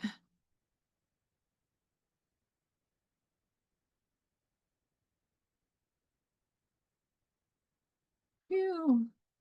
Y'all work hard today. All right, we got our 32. Chronic stable, established. Nursing facility. Moderate. As if it was a closure. Who's that? That's our hypertension.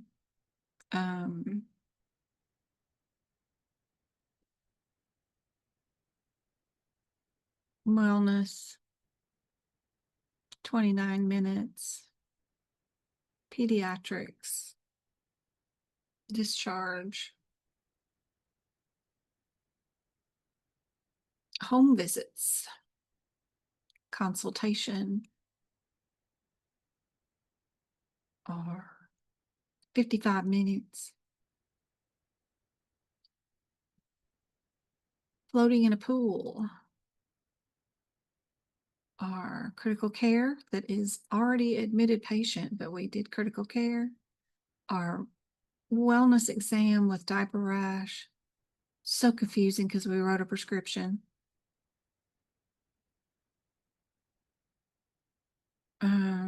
Tummy. I don't remember this person, but established patient. Mr. Yates with the woo-woo ambulance and CPR. And new patient, smoker, 32 minutes. Yeah. Spinning. What are we doing? Oh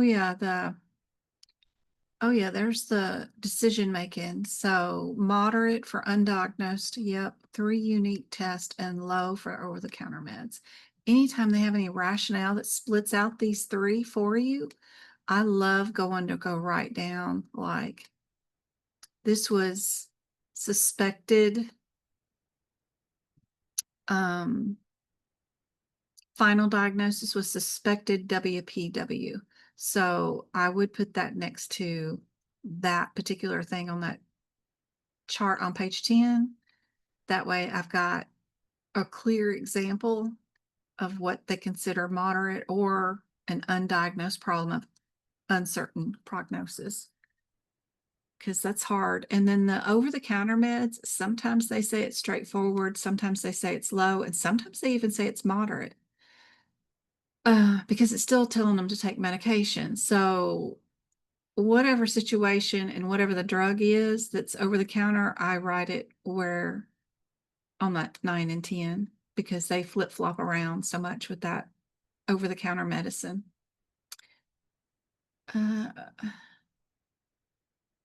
Who's this?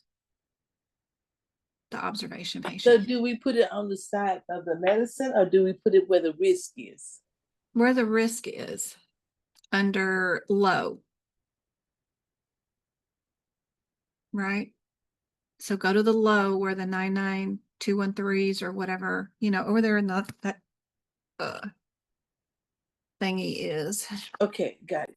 Yeah. I think I have it in mind. Yeah.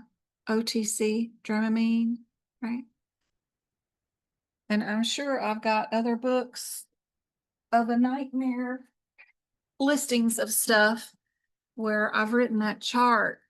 So many other examples written in where they've done OTCs here too in straightforward. And then I've got probably some more Bactrim RX. They considered that to be low, which is driving me nuts. But anytime, I just keep filling them up as the years go by so that we've got lots of examples. Just because whatever they're deciding this year is an OTC or whatever, I just keep them going. A steroid injection, they said that was a moderate risk. Crazy things. They set up a tibia fracture was an injury that was acute. I don't know. I just keep a running list of whatever's going on in their practice exam questions. And then we've got this one for our angina. And then we got our discharge and our readmit. And then I'm just not pick an answer for this one. I didn't pick an answer. I just walked away from it. What did we say it was? It was moderate? B. Yeah. So this one, they're saying, yep, the problems that were addressed was chronic because of the hernia, and then there was no data, and then we had an elective surgery. Yep. So we were C. I just apparently didn't click the right in. Click it. I thought I did, but I can't never get 100%. I'm always doing something wrong no matter what. Anyway, hopefully this was helpful. I've got Jen, uh-huh. did you talk about the one with the one you used for the analogy, like for the bus, the 99 something 588? Was that on this one? 99288. 99. 99. Oh, it's Uh-huh. 99288. Yeah. Okay. Thanks, Andrew. I'll show you what I did with it too. I do where's my other books? My other books, like at our critical care, that little chart right there, I've got CPR right there, and then our little bus for our 99288 that we can bill with this little chart, the 99291. I've got those two written right beside that so that you know you can bill them if you wanted to. So for Wednesday, I was thinking that I've got this exam. It has 112 questions in it. It's exam viewer. It's a viewer that AAPC gave me to do exams in, and they have an exam created. I want to be able to create my own exams and put them in here, but apparently you got to have an account with them. And I went to try to make an account, but I guess the company's out of business or got bought by somebody else. And now next year it's going to be something different. I don't know. And they're no longer updating this app. So I don't know what they're going to do for 2026 coming up soon, but this seems to be an outdated player or exam gatherer question or thing. But anyway, it still works as far as they already built an exam and already put it in here for me. And I have it. And I thought maybe you guys would want to do the exam questions, and I won't say a thing. You guys got to pick out the answers, and then it'll grade it. And then you guys can just see if you got it right, what your score would be, you know, like whatever. I don't know if we want to do it as a group or if we want to do an individual, but you have to hit the score button for each individual one to see if you got it right. Or I could take and do more of questions inside Zoom, like we did that one time where I go to Zoom. Let me see, where is that at? Oh, I gotta go here. Yeah, into Zoom. And where I've got these surveys that I send to you guys, and you guys go answer them yourselves. I can do that where there's 2 questions per chapter. If you guys wanted to do that, we've already done these, and I can do some more. I just, you know, I don't know what this is. What is this? Oh, I'm editing them. Okay, so I want to go and see them. See, so I just put them in here. I am limited to how many words. It won't let me put in like big cases, but I can do some questions, 2 questions each or whatever. But whatever you guys want to do. We have not done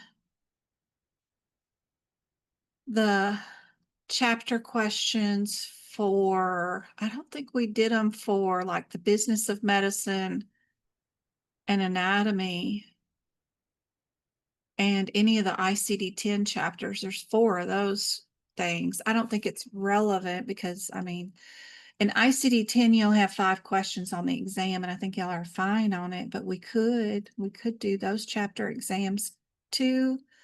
But we did everything from integumentary down.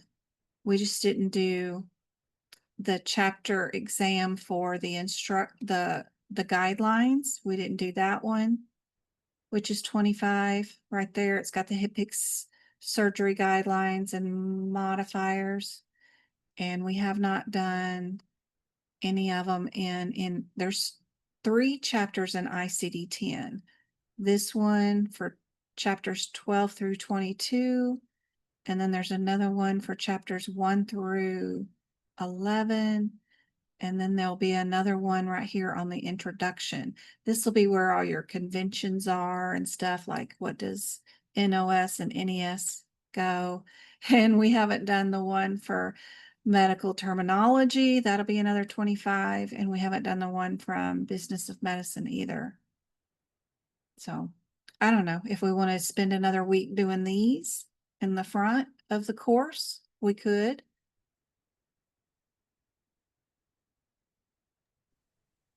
I feel like that would be something I'd like. You like that? You want to go back and do those chapters? Yeah, it's like, Okay. of course, there's not like a lot of questions, but there's still. There's still a lot. Oh, you'd be Yeah. surprised. I was doing that syllabus for the next course of people because I don't know how. I was telling the girls, I don't know how in the world any other teachers get anybody to do the course when it's self-guided. How does that work? Because nobody does it. So I was like, I'm gonna list out all the little steps, like there's 36 pages to read, and then inside those pages there's even questions there. There's 10 questions inside the business of medicine that are not part of the quiz or the practical application or the exam review. So there's even more questions even inside your textbook that we could even do. And then there's all those interactive videos, and these have practice exam questions in them too. And then the check your exam quiz has 10. Then your practical application has 10.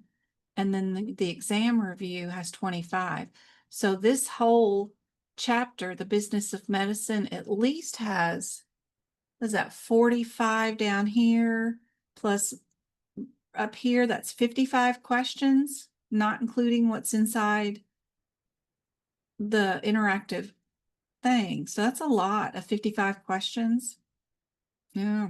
And then chapter 2, good God, it has 11 quizzes inside your textbook of 5 questions each. How many questions is that? Is that 55? And then you've got 10 questions here, 10 and 25. I don't know how many that is. That's 75 plus 10 plus 10. 95, not including all these, have a practice question in them. Each one will have it in the interactive stuff. And then there is a drop down activity to do also, where you got to drag and drop anatomy parts inside your course. And then there's flippy activity cards, and then another drag and drop activity. So anatomy has, I don't know, so much stuff inside that thing. So that's why I created these things. So hopefully that people will go in there and play around and see what all they can do. 22 chapters to read in chapter 3. And then there's 5, 10, 15, 20 questions there inside your textbook. And then 10 more with the quiz. And then 20 questions for the practical applications. We did all of those in class. And then 25 more here. It's 45, 55, 65, 75 questions for chapter 3. And good Lord, 25 here, 10 here, 10 here. And then you've got another 33 questions inside your textbook.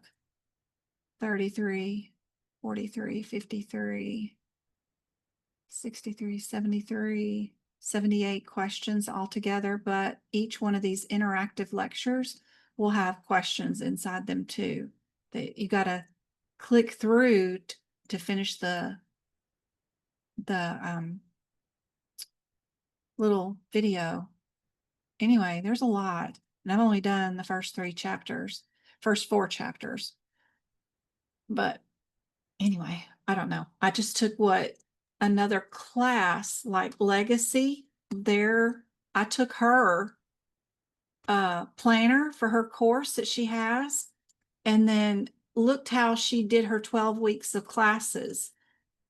And her first week in class, she expects all of her students to have done 1 through 4 chapter with the interactive and whatever, and that's it. And then the first day of class, they go over all the homework, and that's it. And then they go on, and then for chapter 5, they have to do all of this, chapter 6 and chapter 7, all that before their second day of class. And then this is what she does in her second week of class. And I'm like, how do you just tell them do this when all of this is included in all of that? But anyway, they only do 12 classes in class, and that's it. And this would be the syllabus that you get for that.